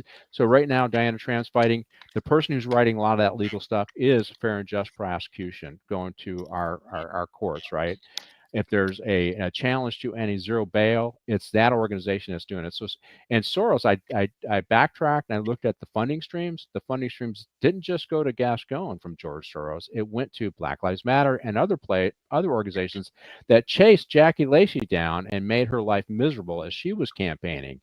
So, no, I can't celebrate the Georgia. See, you got me going there. I can't celebrate that. It's despicable that Joe Biden gave the Medal of Freedom to George Soros, because I think he is personally responsible for a lot of deaths in our major cities. And the big one that I point to is the overdose deaths due to fentanyl. Their policies of not enforcing drug laws has only opened the floodgates of overdose deaths. They know that. You can look at what happened in Portugal when it's freed. You can look at what happened in Oregon when it was no charges for narcotics. All you saw, nothing but overdose deaths increase. So there, you got me going. Okay. All right. Well, let's we got to get back to the movie here. So, because one of the things that we talked about a little bit earlier, and it gets mentioned in here, and I just wrote it down because I happened to see it as it was clipping by. Gray area. Gray is a tough color. The mayor says that. I don't know if you guys caught that. And I just saw it as the slides were going. I didn't catch it when I was watching the movie.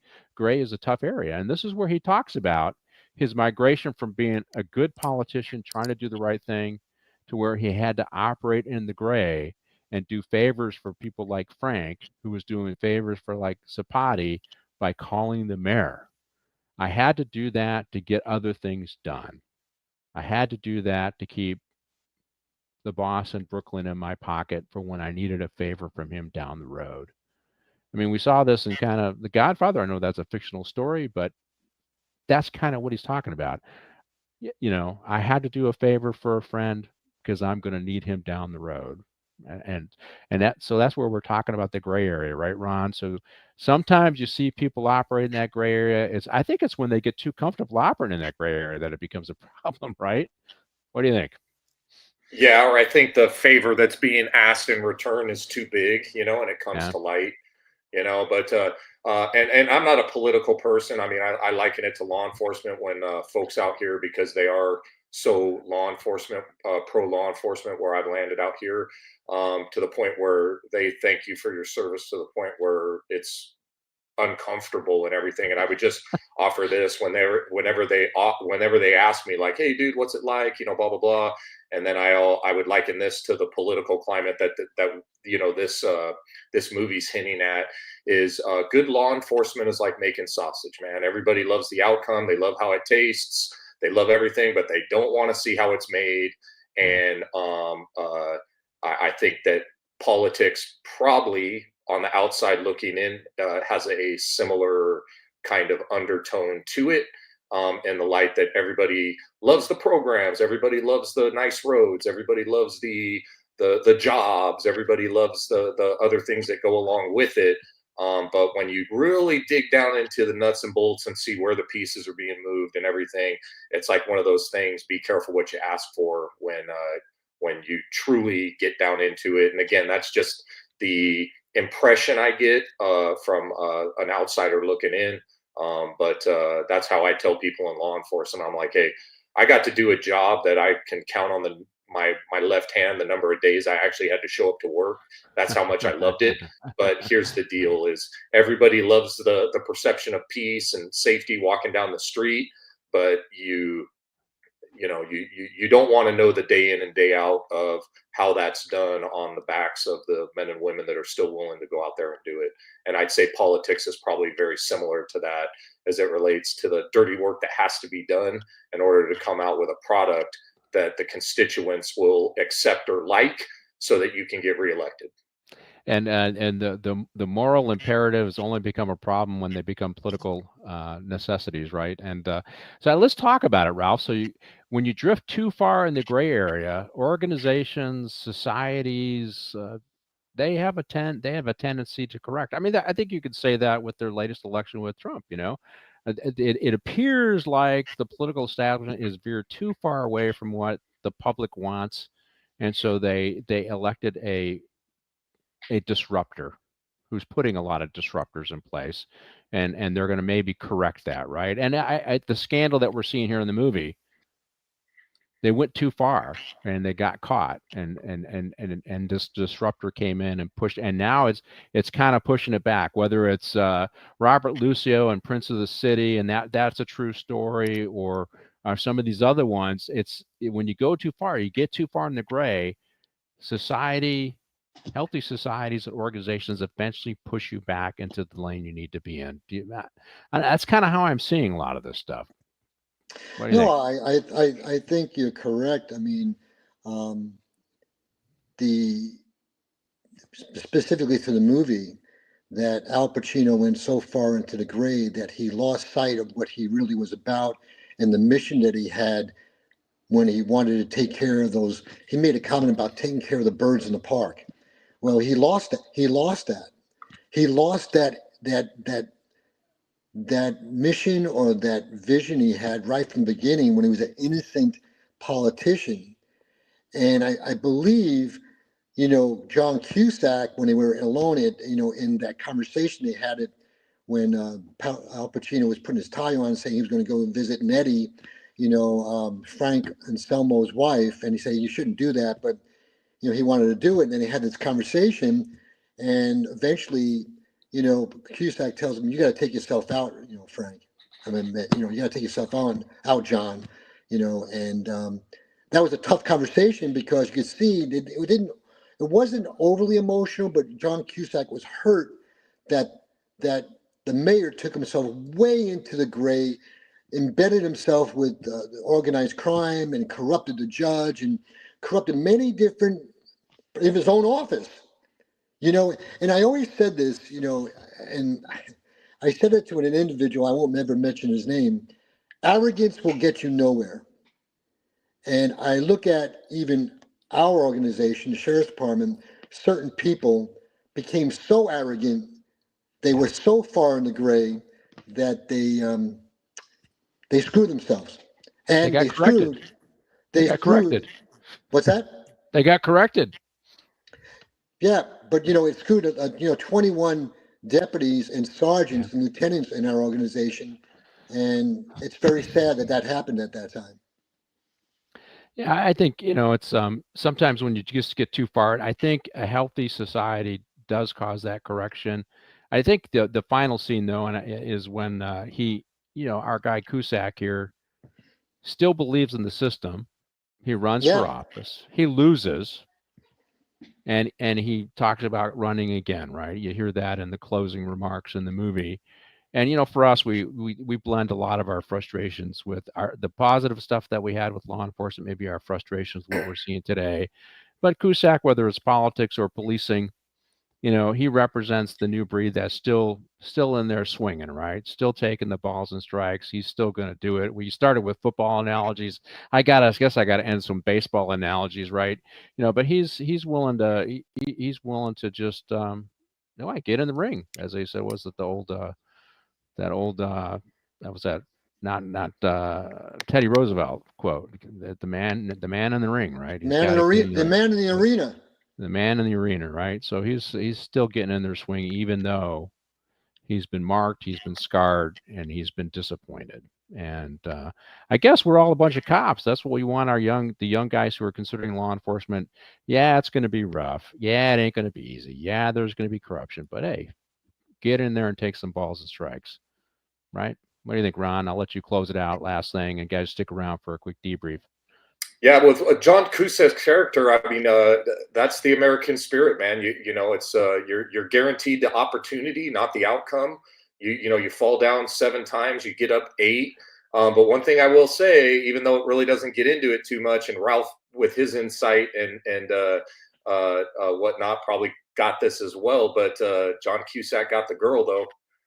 And Bridget Fonda, of all people, yes. hey. So there is a silver lining there. So I'll leave it at that and give Ralph a little extra time. All right, Ralph, you got 15 seconds, dude. Well, I want to say both of you, it's an honor to be on with both of you. I really enjoyed it, but I want to end it on this note. I love my career and work with men like you and women that we know in the LA County Sheriff's Department. And until the day I die, I will bleed tan and green. And I think it's one of the greatest organizations, gave me and my family so much. And I'll always love the LA County Sheriff's Department. Agreed. Well, thank you, Ralph. Thank you for joining me on the show.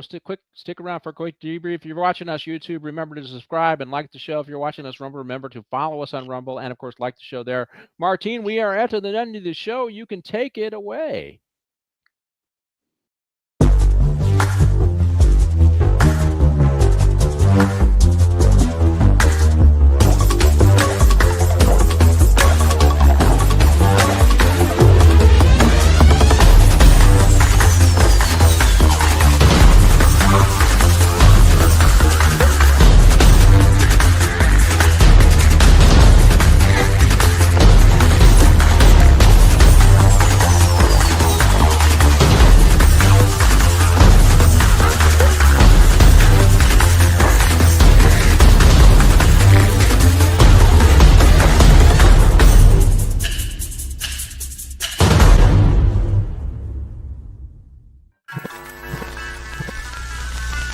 Y'all come back now, you hear?